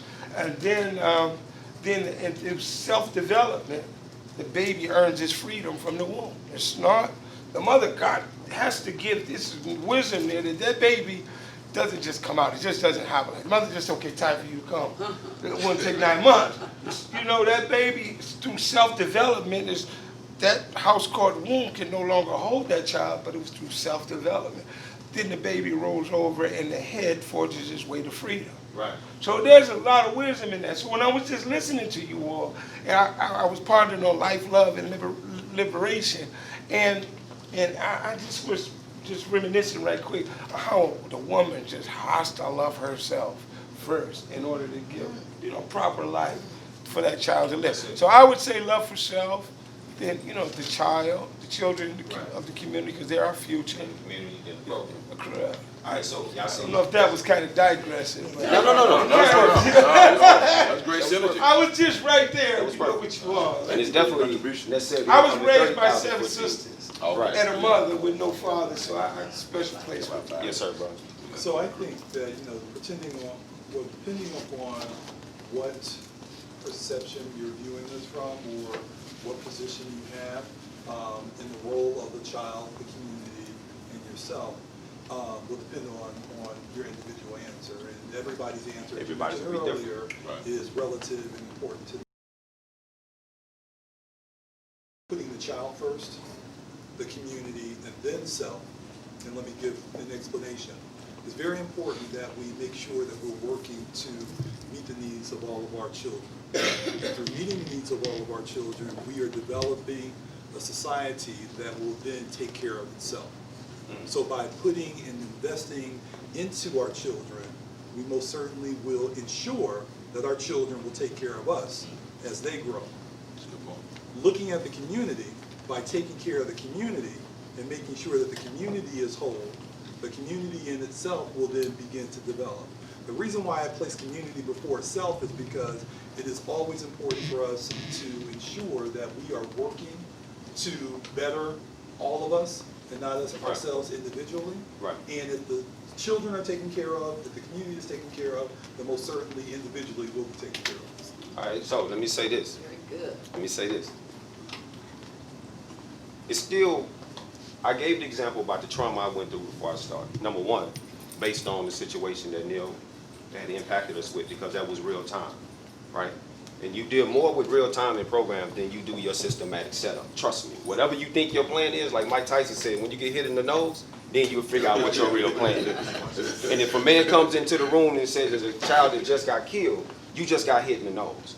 Because a child that comes into your classroom may have experienced that, and 9 times out of 10, on a regular basis, experiences that a whole lot more than you know. And sometimes they don't even say nothing. But they'll be on Facebook, they'll be fighting each other, they'll be going through what they're going through. But this is the result of that trauma. So first, I gave that example first. And Jackie basically built on that. She said, based on my trauma, and then he spoke, there's no wrong answers. But guess what happened yesterday? What happened yesterday, Rashid put a matrix on the board. And it came out the same every single time. Yep. Man. Yep. He put a matrix on the board 1 through 12, the number 12, the system. The 12. Right? And it came out the same every time.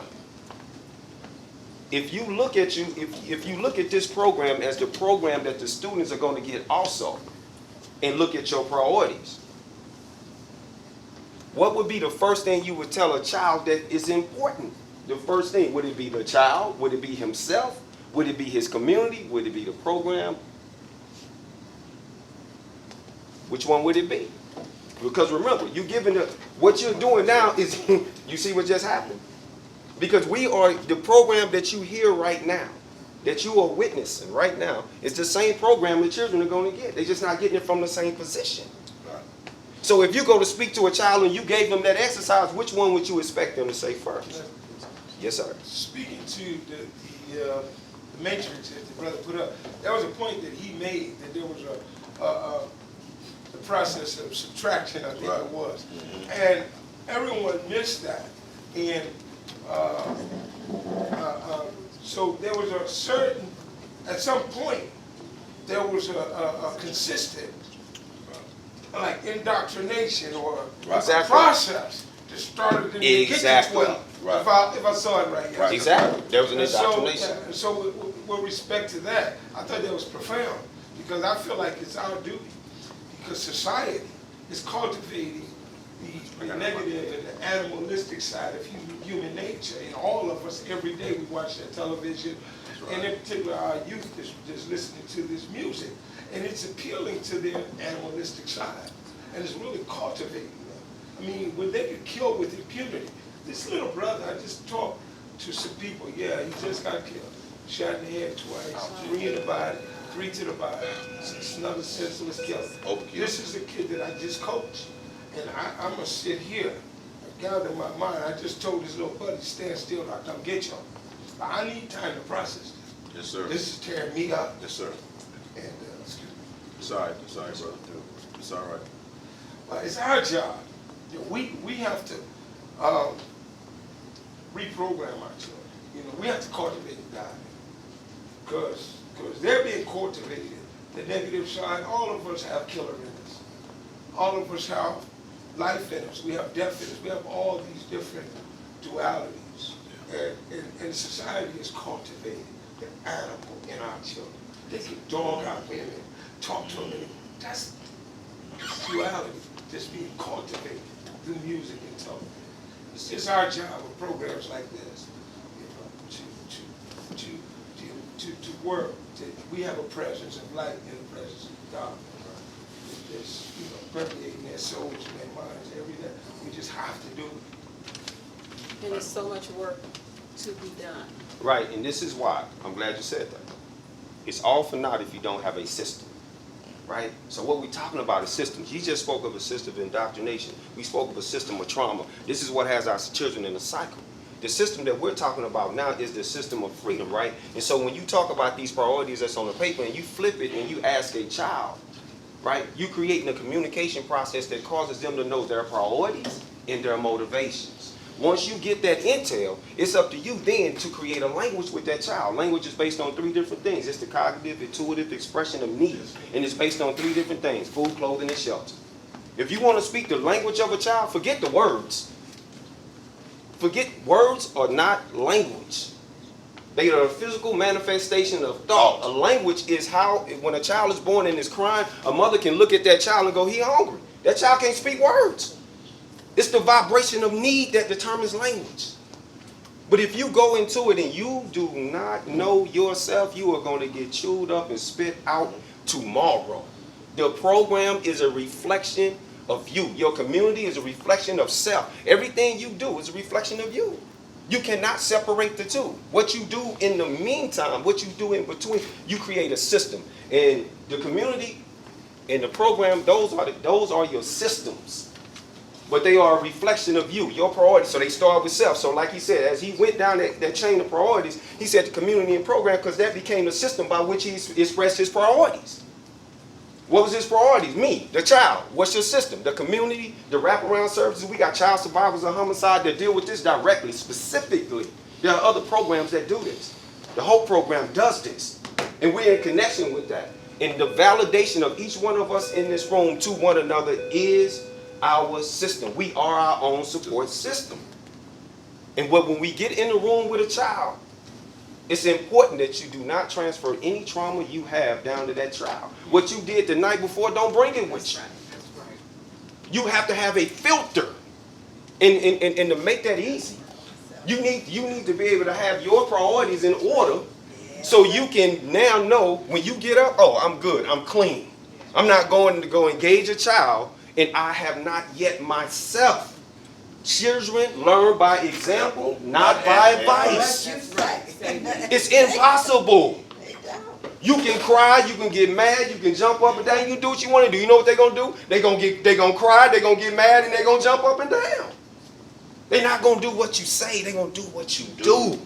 And you shouldn't do nothing as it pertains to a child until you're ready. And if I can tell you, the number one issue is how we see ourselves. We ain't got that in order yet. When I was at the community meeting over at the older people were telling the children, it's your fault.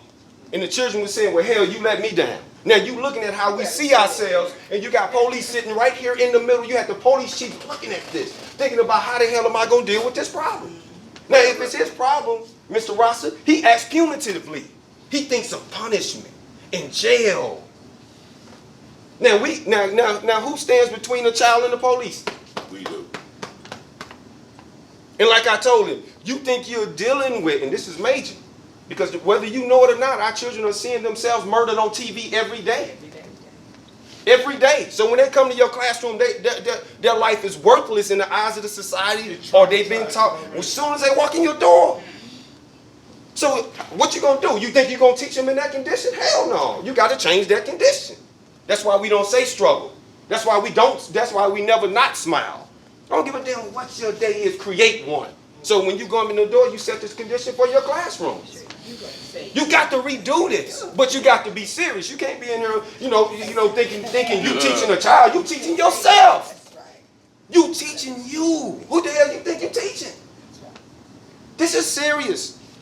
And y'all are teaching each other. Brother spoke of consciousness. That's morals, right? Consciousness, the most conscious brother in the room ain't the one that know the most. It's the one that can connect. You better say who can use the compassion to equalize everybody so that we can move as a people. We want to be intellectuals. We want to be the smartest people in the room. We are killing our children because of that. You got to speak this language, man. Education means to draw out, and how you draw out is by knowledge. 98% of a group follow, 2% lead, but guess what? You know the reason why they don't take the microphone? Because they scared of leadership. Now, why would you be scared? That's fear. What does away with fear? Knowledge. What does knowledge do? Create an education. What does education do? Draw out the laws and principles that are already within a child. You empower a child to empower himself. And the reason why relationships change is because the people that deal with children change their vision of themselves in that child. Let me make sure, let's make sure we clear. When a child look at you, he sees himself. And when you change, that relationship changes. So however you are determines that you have to have a beginning, you have to have an end. You have, and the number one law, always leave it better than you was when you found it. And if you ain't better than you were at the beginning of the day, than you were at the end, you failed. All right, y'all. As I was saying, I know how to pick them. We're getting ready to shut this thing down. We need to be doing our recruitment. First thing I want to say is thank you to everyone who's participated so far. We only scratched the surface. I haven't gotten into the history of gangs, haven't gotten into the real pieces, but I've given you the fundamentals needed to do what we need to get started on. We got more than enough to get started. More than enough. And once we get started, this is a continuation. My idea is if I get involved with a program, it never stops. There's every school district I've ever worked with, that program still exists, and I can identify the student for you right now. I just showed them the student, and y'all watched our video yesterday of the Griot Music Revolution. We won the Compton Mentor Fellowship. That was out of the top 7 schools in the country that time. I'm talking about Harvard, Yale, Princeton, Berea, Morehouse, and I forget the other one. That young man that we took and followed us for the year, we not only won that, and then once we went into a school district and worked for a year, we won it again. That young man went back to his community, became a 2-term council member, and is now running for state representative, and he's gonna win. We got 5 or 6 of them like that all around the country, and a couple of them about to run for mayor. So we finna go back, and all these that were put on the radio by us and made money, we calling you in now. We ready to close the deal now. And there's gonna be some old folks who gonna take you to the promised land. Because we have to set that example. And if we're not working together collectively, they will not do it either. Once they see us and then we handling our business, they're good too. Last thing, and this ain't really last, I want to go to here. I've said this 1,000 times. So that means we never come out of this. This is a constant cycle. So that means we're dealing with mental health issues. The greatest deal that in Atlanta now, they've just passed an ordinance that you realize when a kid goes to juvenile, you can't lock a kid up and put him in jail anymore. You can only hold them till a parent comes and gets them. And then the magistrate have to deal with it if it's an extenuating circumstance. So somebody's already setting the standard for us. And the judge idea is the same as I said. If you're constantly going through this cycle over and over again, you're coming to me and you are not competent. Because the judge, like me, was a therapist at one time too. So he's on board. We got to put our heads together so they can all, and we got a platform too? How dare we not be? So you got to be kidding. So we going to go and make us some Lil Waynes and some Jay-Z's because we got the foundation to do it. And if you're not using all that, you're going to have some problems. And last but not least, if you come from here, we never come out of here. That's it. We in denial, and then we in anger. And we seem to stay here all the time. So I meet you, you meet me, I'm going through the same dynamics, and I see your pain, you see me, and I hate your pain, so I try to kill it. I'm trying to kill in you what I see in myself. So we teach them to have brotherhood, because I'll never see my face. You see me, I only see my reflection. You tell me who I am. I like that. So we have to teach that to the young brothers, and no matter how small you are, how young you are the example to somebody else. You think you're important, oh no sir, somebody watching you want to be just like you. That's right. You just not aware of it. That's right. The bargaining, we generally coming on down. All this requires time for us to continue to go through this, but we are educators and we understand the dynamics of denial, anger, bargaining, depression, and acceptance. Very rarely do we get here. I watch mothers lose 2 or 3 sons. God, I can't even, and God is my witness, brother. My love for this brother right here, even when I was talking to him and I realized you had lost a son, I can't even fathom. And then you working with young brothers and you watching other young brothers lose their lives. See, I haven't done this. We've buried 72 brothers since 1986. 72. Now, thousands have gone on to college and done success, but you still remember those funerals. You still remember taking other kids to the funeral and saying, you got to go to the funeral as a part of this. I don't know the guy. Oh, yeah. Yeah, you know him. He know you. You just like him. But I want you to see when you come to this funeral, when this senseless violence occurred, you didn't just affect that kid in that casket. Look around the church, That's the right. coaches, the teachers, the family. That's how power you have. You say you ain't got no power. Some little homie just like you brought everybody together. The room, I just buried Shucky Ducky's, the comedian's son. And after 20-something years in the community, spending hundreds of thousands of dollars buying property, trying to change that property, I get a call from somebody, they tell me his son died. I never met his son, and I cried on the plane like a baby. I couldn't wait to sit down. I was just sitting down, and my hand was just trembling, and I was just praying, God, just let me hold up until I can get on the plane, and they'll cut the lights off so I can just hold my head down and just cry. And when they did, it's like I was already there. And then when they finally, the lights went, I just held my head down. And I cried, and they said, "Are you okay?" I said, "Ma'am, I'm going to be okay." And when I went to the funeral, it was like deja vu. In the same old language. So I ain't got to tell you what I said when I got on the microphone. This wasn't a funeral. This was liberation. And we got to be able to pull those different things. So he's going to be a part of this program. I got him coming up on Skype. You see what I'm saying? So he can talk to them. Have you talked to a man who just lost his son? What do he feel like? With a property he just bought to try to save lives, and he was shooting, he run out the barbershop that he bought and go over there and walk in the door and see his son dead. He reached to grab his son, and take his last breath in his arms. Yep. Even when he was telling me, Rashid, I want you to do it, while he was talking to me, I just looked at him and I said, how are you standing? How are you not even crying while you talking to me? And he just walked up to me, he said, because I got to be strong for my family. My wife watching, everybody watching. And that goes to show you, we as men who are playing that role, how much responsibility comes on us. They think we don't hurt. Yes, we do. And sometimes our hurt is more responsive and more reactionary than sometimes it is with the young sisters. So with that, you all, we'll be ready to stand and serve. I want to ask a question. I was just watching that time, though. Oh, okay. We got to recruit. Oh, okay, well, we're going to the, Oh, we can't yet anyway. We can't yet? because- Okay, yes, so okay, just okay, keep we going. found, let's keep are we going. going to the cafeteria? Okay. No, No, let's we keep going. missed- We missed the last lunch, so what we're gonna do at the end, before class is out, we're gonna go to the class and pass out stuff. Yeah, that's what I'm saying. No, go ahead, keep going. Okay, what do you say, bro? No, I was reading this board, and obviously we know the denial, the anger, the bargaining. I wasn't too sure. Yeah, bargaining, when you come to a situation with some, had I not done this, or let me get another example of a good example, and jump in anytime and see when we're dealing with the bargaining. You first go through the process when you're in this issue of denial. It couldn't happen. You still don't believe it. You know it happened, but it really didn't. And then when you come to the point of accepting it, now you're trying to figure out how I'm going to live without this person. Yeah. And then you kind of get to the bargain. You start questioning and making, but in the bargaining process, there's nothing you can do. You're holding yourself accountable now. Right. Oh man, if I'd have just called them. You know what? If I'd have been I should have been at the house the other day. Shit, when he was little, somebody told me I should have put him in a so-and-so program. This can destroy you. This can destroy you right here. Because during the bargaining process, what you're doing is you're bargaining your own integrity, your own intentions. But you can get through this. That's why you have to have a support system.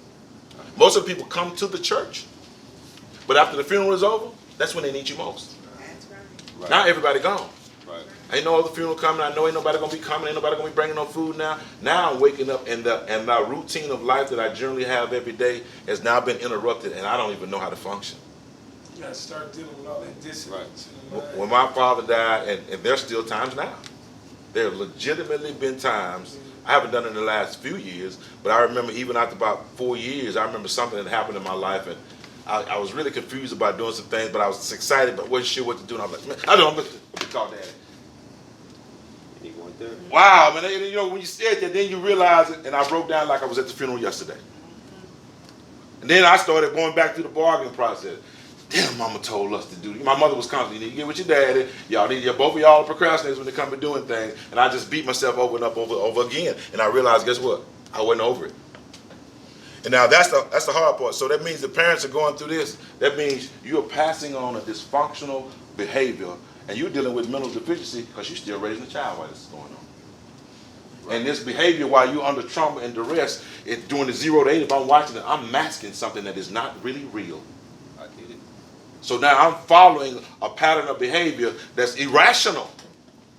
Because that means she's going to need her. Now, when you get to depression, now we're committing suicide like never before. When I was in the UK, and every time I go to UK, every time you go to a black community now, there is a mental health agency there. They're coming up all over the place. Our children all over the place now are being diagnosed with acute paranoia schizophrenia. Right. And they're giving them free medication to resolve this. The people, they don't about to give us nothing for free. Right. Remember last time we got free flu shots? What that was all about? These groups have not changed. Right. Matter of fact, they want even more money than ever before. Now, coming on down here, now you finally get to this level of acceptance. But we don't even know really what that sounds like. Right. Because you don't know what you accept. You don't know what you're accepting at the time. So this is a process why you need a therapist. That's why you need someone along with you. Sometimes you can have someone who's been dead for 10 years and you still have not got through the process. You think you have. But there are certain things that you go through.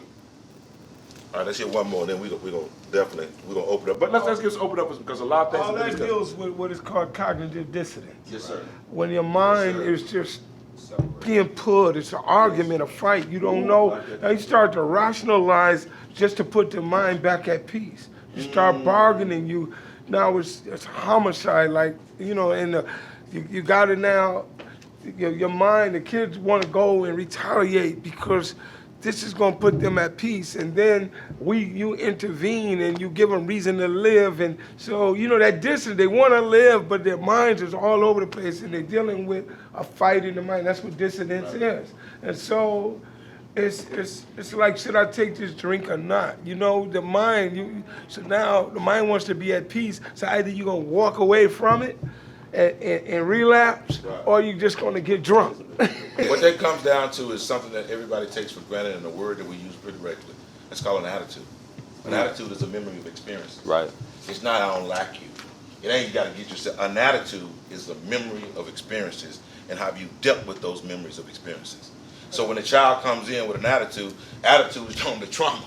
The attitude is the reaction from the trauma that I've expressed. And how do you be able to alleviate that for me? You punish me. What? I am traumatized.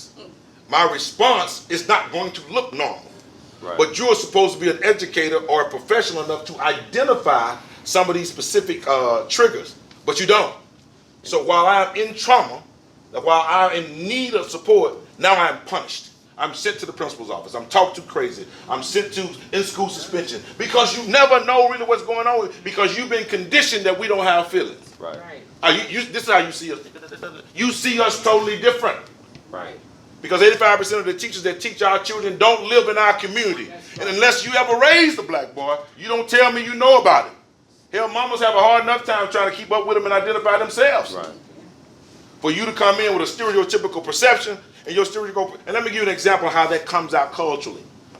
First, second grade, Nancy sitting over here, Kathy and Keyshawn. All right, here Kathy is over here, and we're talking about America and its establishment of America and who founded America.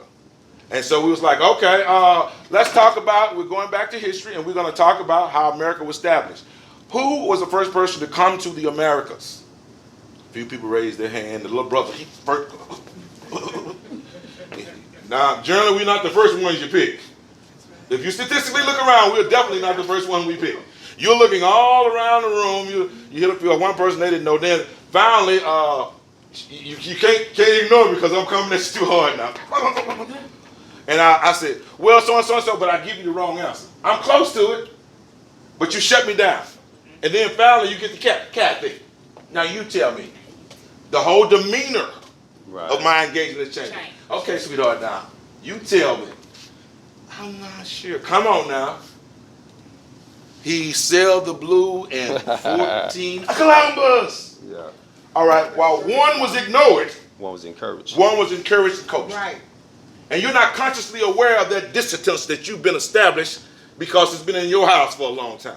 Right. That disdain, you've heard that language about those people, if you would. Right. I work with a few of them. And you act as if we're working together consistently now, and that we all sit on boards together, and we all have money together, we live in the same neighborhoods. You are living there, but it's not your community. Right. And that mindset is still the same. It hadn't changed. Right. Good. It's ludicrous to think that somebody that your child doesn't recognize with can teach your child. That's insane. One of the worst things we did was send our children to somebody else to be educated. There's a sister that y'all all should study named Barbara Sizemore. You don't know her? Look her up. And she our girl right there.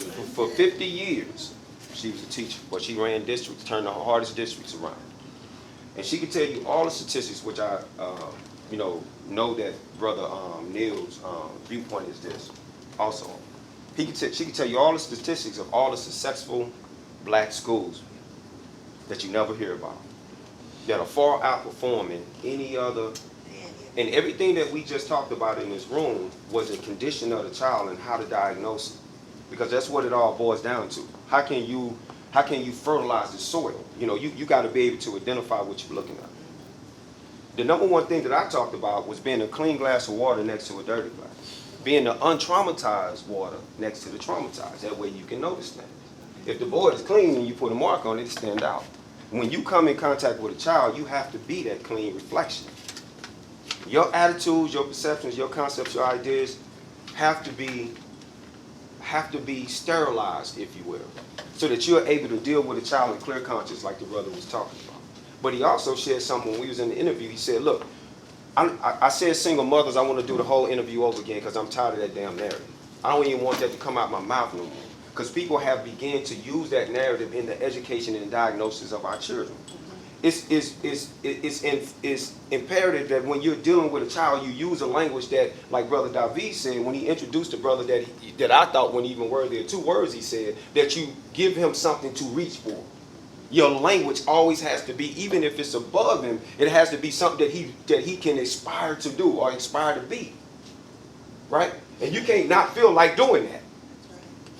You can't determine that because he's not that day you're not going to even do that with him. You have to consistently be here. So when you wake up, even if you see the child, you have to see the child where you're taking him. And you speak that language, and you deal with that. When he say, man, I can't do this, can't even, what's can't? You deal with that. Barbara Sizemore said when she brought the child up, and she was like, I'm trying to hit you, I'm trying to hit you, I'm trying to hit you. And the child looked back, she said, well, did I hit you? He said, no. He said, because I was trying to. You take that out the language. But the first person that has to believe it and understand it is you. It has to resonate with you.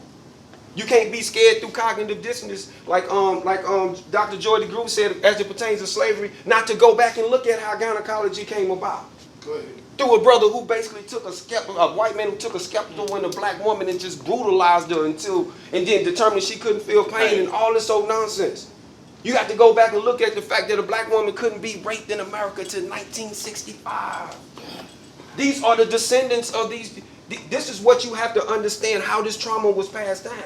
You can't look at them where they're at. You also got to look at where they came from. Brother spoke about DNA. DNA mutates according to vibration. Trauma is vibration. Trauma is carried in the cells, in the vibration of the cells. They have positive and negative charges. They activate your brain sends it out, and the organs work and all this. But the reason why you're alive is because of those positive and negative charges. Trauma lowers those charges. It makes you susceptible to things like sex, drugs, and alcohol, because they stimulate you, but they don't heal you. They allow you to escape for 10 minutes, but they don't heal you. And when you come back, that womb is still bleeding. And when they come in contact with you, if you can't recognize the trauma, you got a problem. Because you're going to do just like every other teacher. All of a sudden, it's going to be an SRO officer in your room, too. All of a sudden, when he talked about 0 to 8, when my child was dealing with his mother, I wasn't there. I was a young boy. I was 17. I'll be the first one to tell you. That's the reason why when I first came to his class, I sat with the children. Because I needed a damn daddy. I'm being real with you. And it was intuitive, Brother Minister. It was intuitive. I didn't walk in the class standing next to the instructor. I said, oh, there's some hurt people on that side. That's where I need to be. What you selling? Go ahead, bro. I humbled myself because I knew when I walked in the room, I went where the tuning fork took me. I went where the vibration took me. And when I sat there, and as he began to talk and I started to see the separation. Even if he had been traumatized, he had mastered it. Even if he had went through some things, he had spent time working on it. So that day when you go back in that classroom and you know at the end of the day, damn, I could have said something a little better. I could have done something. Right. That next day, you get a chance to do it all over again. Because let me tell you something. Relationships change. They never end. Once you impact the child, you've impacted that child for life. Dr. John Henry Clark said the first child that threw a rock in the river, it's still affecting that river to this day. Right. This ain't no game. So when you go to reach out for a child, hey man, there are over 32 sense of justice, sense of balance, like your brother was talking about. Once you get this knowledge, you can diagnose these issues. Doctors do 3 things: radiation, medication, surgery. They do not heal. That's right. They are called allopaths for a reason. $61,000 per doctor to influence them to do what the drug companies want them to do. The drug companies make up 37% of the curriculum for medical doctors when they go to school. First thing they tell you in medical school, 50% of the problems that people have are caused by doctors. That's the first thing they tell you as a doctor. Then they say you got to deal with your death to cost ratio. Is your practice, is your medicine killing more people? Does it cost us more to pay off the people that you murdered, or can we just leave the drug on the market? This is what you're dealing with. And now you got ADD, DDD, DDT, all this Let me jump on that OBS, right there. right? Because of what your child is being fed when they come into your presence. You have to know. And then once you know you have this knowledge, you can draw out beyond all that behavior mess you think you're looking at, beyond all that depression. With this knowledge, you can draw out that real child. That's right. That's what this is about. But it also heals you in the process. And so it's almost foolproof that when you go for a child, you didn't do nothing else. If you didn't do nothing else, you made them better than you was. Does that all represent that part of your equation, brother, Yep. that makes it a 12 at the end? Everything he says, it all represent, what was that, the minus Number 2? 12, yeah. What I do is we got to go back over that, because that exercise, really, when I do the exercise, it's a number exercise. Even if a young kid doesn't like math, he's going to like it now. I'm going to present math to you in a manner where you're like, oh, that's deep, dog. That's deep. You know, I have other number systems like that. And they don't realize now I've started a class utilizing this number system. We 45 minutes into the class. Hold on, man. 13. So, you know, we on the board breaking it down, but you have their interest. You have their engagement, and you're doing something now that you never dreamed you would do in math. There's a person that works with us that we call it Mr. Algebra. Mr. Algebra can teach any child math. I don't care who you are. He makes math totally different. We will have him involved too. If you hate math, you don't know nothing about math, you sit down with this man for 30 minutes, your whole perception of math is about to change. The key to what we do is finding the appropriate people. You ain't got to be the best. Just be the best at what you do, but we identify other people. Get your lane. And this dude, and what he made me realize, and I didn't think about it until he came to my class one day, I had a young man in the back who barely knew what 3 times 1 was. Before the month was up, he was caught up. I'm like, man, you gave this dude some drugs. Now, I done been around a long time. He said, look, the same way you can take a killer in a few weeks and mold him into man, God has given me a gift to take these young men and take them into math, because math is the mechanics that establishes everything. And you saying, Rashidi, I got guys, and since I've been teaching for 40 years, since I got guys who wanted to be, an engineer. Would have been a great engineer. Didn't do it because he said he had too many math classes. We're choosing our majors off the classes that we failed in high school. So we're limiting ourselves, is what he's saying. So that's why we brought education. Now we've created Rapidemics. Look, y'all, I love us. Instead of fussing about what people are doing, we created our own system. We got rapper grammar, we got rapper speech, and rapper apply. You can't learn anything, whether you're talking about, when it comes to math, especially you can't do algebra, you can't do calculus, you got to know your multiplications. So who can't create that? Schoolhouse Rock started out, we feel like Rapidemics is going to take it out. So the key to being able to do these things is offer hope. Give you an example. Unseen was talking about something when he started talking about the issue of medication and anything that has to do with wellness, and we have a part of our show called the Corey Dixon Healing Experience. Corey is a holistic nutritionist. She's a Reiki expert. She does massage therapy, yoga, juicetrition, holistic nutritionist. And her and Unseen, I learn something every time they do a show. Every time they sit down and talk, I'm like a kid in the classroom. Now I know about alkaline water. I know about the times I should cut off eating my food. I understand the different dynamics of my body. And I realize after listening to him, too many of our children don't know nothing about their body. So I realized how we had to improve. We got to teach more about our bodies. We got to understand why the academics is still important, but I got to give you civilization first. If I civilize you, you'll understand the importance of all these things. Example, as he was talking, we don't control it. Now what we do with our kids, you either medicate them or you incarcerate them. There is no more development, you all. You're going to either medicate them or you're going to incarcerate them. He's hyper, so I'm going to put him on Ritalin or Prozac. Hyper is a value judgment. What are you basing the value of his hyperactivity on? Oh, you're basing it off the Anglo kid. Well, it's understood that we tend to walk 6 weeks earlier. We hold up our head 2 weeks earlier. Does that mean that makes us better? That means that's who we are. And what happens is Dr. Jawanza Jufu said by the 4th grade now, all of a sudden this boy who was so smart and was so excited about school now he don't even want to be in school anymore. But you blame the mama and the child and the community. Hell, the teachers is under just as much duress as the students and the parents are. And we fighting each other because we got some idiots up top who don't know what they're doing. It's too top heavy. You can't find no money? We building stadiums in every place. Are you real? Listen, you all. Do you know what this stadium's about? You think we got a major stadium in every city because we just want to play football? What do you think happened when they thought it was going to be martial law? What do you think FEMA did? In Texas, when we had a major conflict, you know what they did? They shifted and they took the Fort Worth Convention Center and they made it into a jail. Filled it up. What do you think happened when the guy that was dealing with Katrina? See, there's so many things that we don't know. Katrina, they put him in a suit. Yes, sir. Superdome. And brother, some of the stories when we went down to work with those kids, brother, I was down there after it was over. It was, brother, when we were going down there, we're dealing with programs, we were going in houses and still finding bodies. All right, let's go on to this, and we're going to take a break, and we're going to close out for open discussion so we can start to filter. We laid a whole lot of information out. Somehow in the way you can talk about it and process it. But we did capture it on video, and we're going to take this footage, break it down, put B-roll in it, put music in it, make it applicable. And not only are we going to use it to educate ourselves, we're going to use it to generate resources. One of the things I admire, Tanika, what's her name? Rashid? No, Rashid. With the Hidden Colors? Yeah. Tariq Nasheed. Tariq Nasheed. I love what he's done. He's taken Hidden Colors and taught history, utilized a different name, different perspective, but he's done a great job. And he has 1804 talking about the Haiti Rebellion. And he's doing well. And guess what this is primarily going to? It's going to popular culture. Right. Yeah, young folks checking this stuff out. It's how we package it. And like I said, we got to have our own multimedia conference. And that's what Griot Nation Network is going to do. And I want everybody in here to be involved with us because it's going to be about us.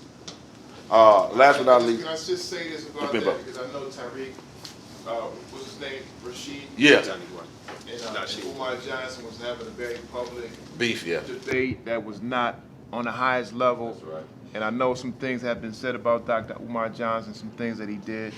But my opening up for him and bringing him on, I was speaking to the highest ideal of what he represents.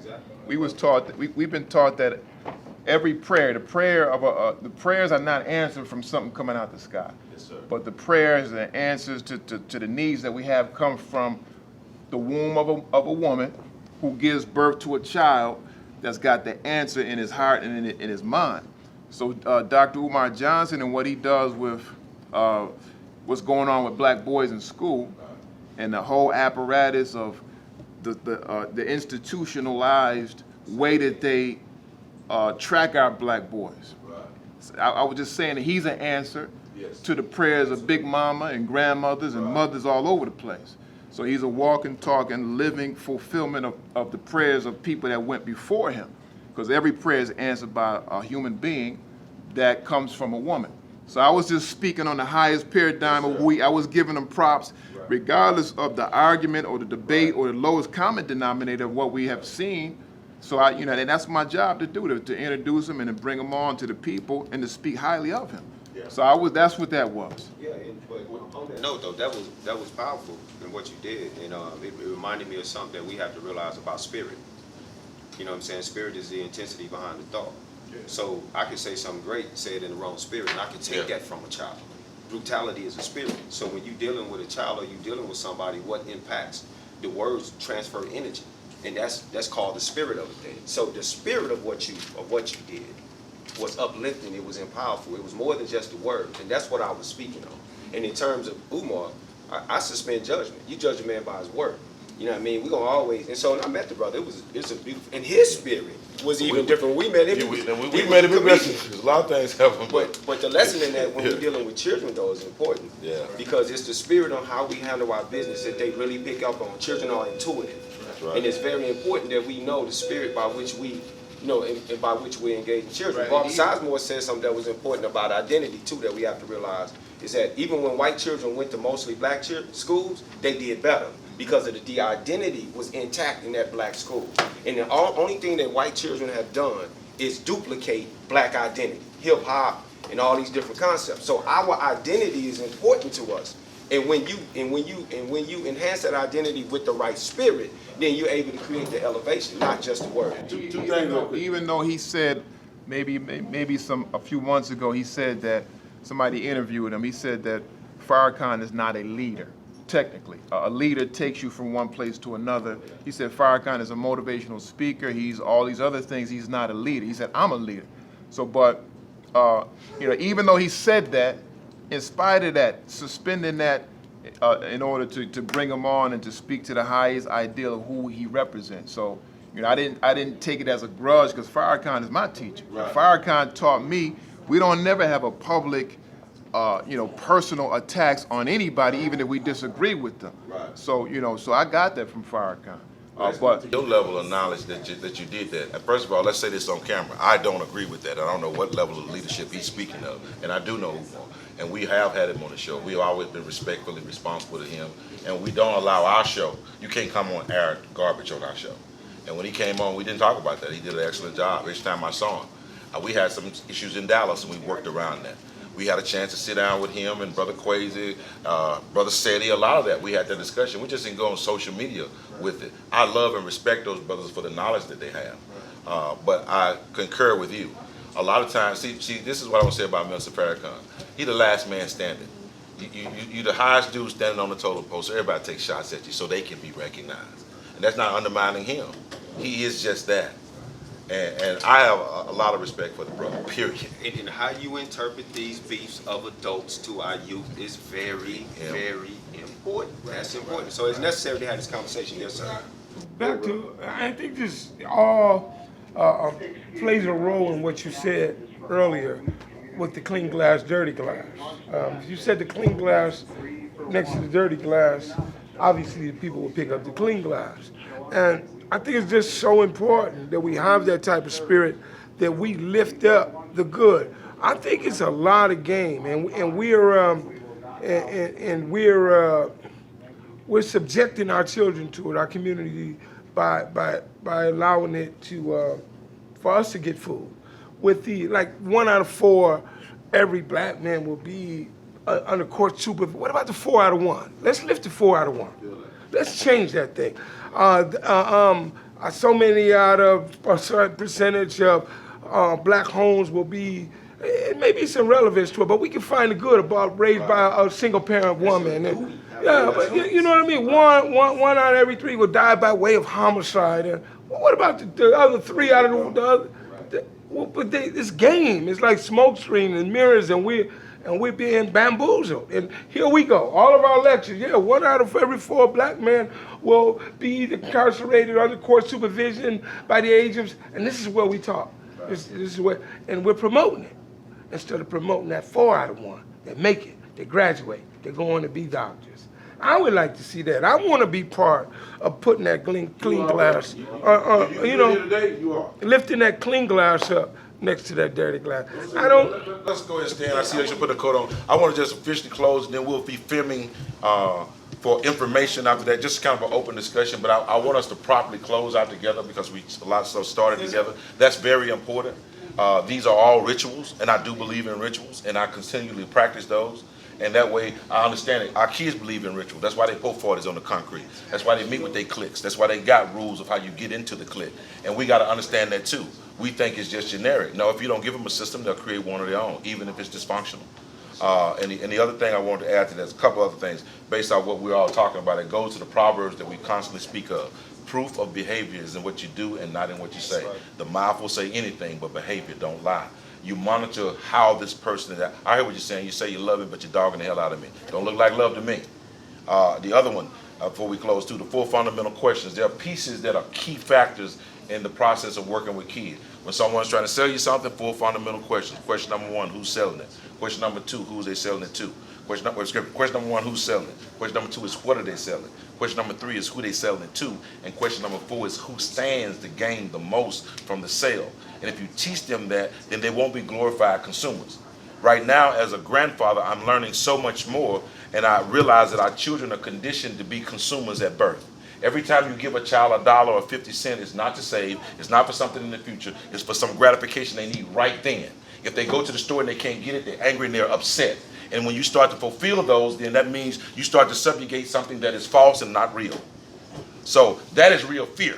I call that fear, false evidence appearing real. So you got to change a lot of those things. So with that, if we could just stand, I wanted us to close out together. I can't say enough for how I thought this was today. All y'all participation, Unseen being able to come in and summarize and give so much to it. I just wanted to say that. I know clearly you're trying to get, but when you're done. Oh, okay. And I wanted to say too that there is no. I don't come into a program talking about trying. If this happened, it's when we do this is the language that we use around our kids or our students. Listen, what we're gonna do, let's take our lunch break for about 30 minutes, and then let Dr. Tick see the flyer, and then email it to her. We're gonna get some copies made. We're good for both schools tomorrow. The principal over at Lafayette is gonna have the kids ready for us there. Great. Okay, so everything is good. So let's take a 30-minute lunch break, and then we'll come back. I'll finish up with then we gotta do the life skills piece, because we're starting out with the life skills. We ain't got to teach life skills here today. No, We can talk about what you about. oh, go ahead, I'm sorry. No, today, we need to go over the life skills today. Who does? Huh? Who do need to You go mean what? Brother Neal's life skills? Neil is gonna do You don't need to life go over your skills. life skills to teach a 45-minute class. Well, Did you do I it? still want to. Okay, well, y'all can do that. We wanted to. Oh, do you want to tape that? We want to get, we want to put everything on Okay. tape. Okay, okay. Okay, let me So say we're gonna something. go over that. Okay. And then we can cover up, and then we need to go over some other details. Paperwork, that we need to talked about do, that. paperwork, stuff like that. Because I want, I don't want to keep y'all here all day. I got you. School is out, what time over here, at 3? In a minute. At 2:50. So we want to Okay. be leaving, When they just leave. out there passing out some flyers as these young boys get ready to leave, okay? Well, let's close out together though. So let me Let's, say this, So let's just take because about- once we about break we're up- gonna close out together though, officially before you So- leave. Yeah, So go one ahead. of the most important things that I think that we should do, because this is culture arts, program, everybody that's in this room, we want to sit down and do an interview with them, because we want to promote the program, not only for the start of tomorrow, I got you. but the rest of the way out. And then everybody in here has an uncle, a nephew, a niece, a sister that can help promote the program and what we're doing. And they can, in the interview, 3 to 5 minutes, talk about, the program, and talk about what you I heard got today. you. That's it. So we come back and fill those Interview gaps. Dr. Tig. I'm gonna have to come back, I have to. Oh, you gonna come back? Yeah, let's close. That's what I was saying. Let's close out officially so we can kind of get the ritual sound. I wanted her to kind of see some of the things that we do while you were here. Yes. Oh, you did, that's right, that's right. Oh yeah, she's a superstar already. She shows her stuff out there. All right, you can step around. Can we step with our left foot forward? There's an ancient African tradition that we step with our left foot forward so we can spite all evil as we go forward. Generally, when we bring our students, y'all can pull on around there so you can be comfortable. I don't just be up here. Hey, bro, just push that chair out your way so you can stand straight. One on the right. Yeah. And if you would get in the middle of them, brother, could you switch over, brother? We're just gonna do it the right way. It's generally male, female. We have to we balance the energy out. Normally, it's always more females. No. Yeah, he come over there in the middle. Is that yeah? We got this. Is good to go get it. And then Well, one. Cleo can give it to That's Sarah. right. Oh, okay. He gonna go on and do the thing. Now, here she comes. Oh yeah, here you go. Perfect. Oh, this is beautiful. It's rare that you have balance It's like. like gonna be missing one. That's all right. Oh, that's all right. That's close though. Come on. Yeah, I like this. Okay. All right, let's just start again. Let's start with our left foot forward. There's an ancient African tradition that we step with our left foot forward so we can spite all evil so our hearts can evenly go forward. Starting at my left, a positive word or phrase we want to leave with our family or our group. There's nothing we can't accomplish if we do it together. Wow.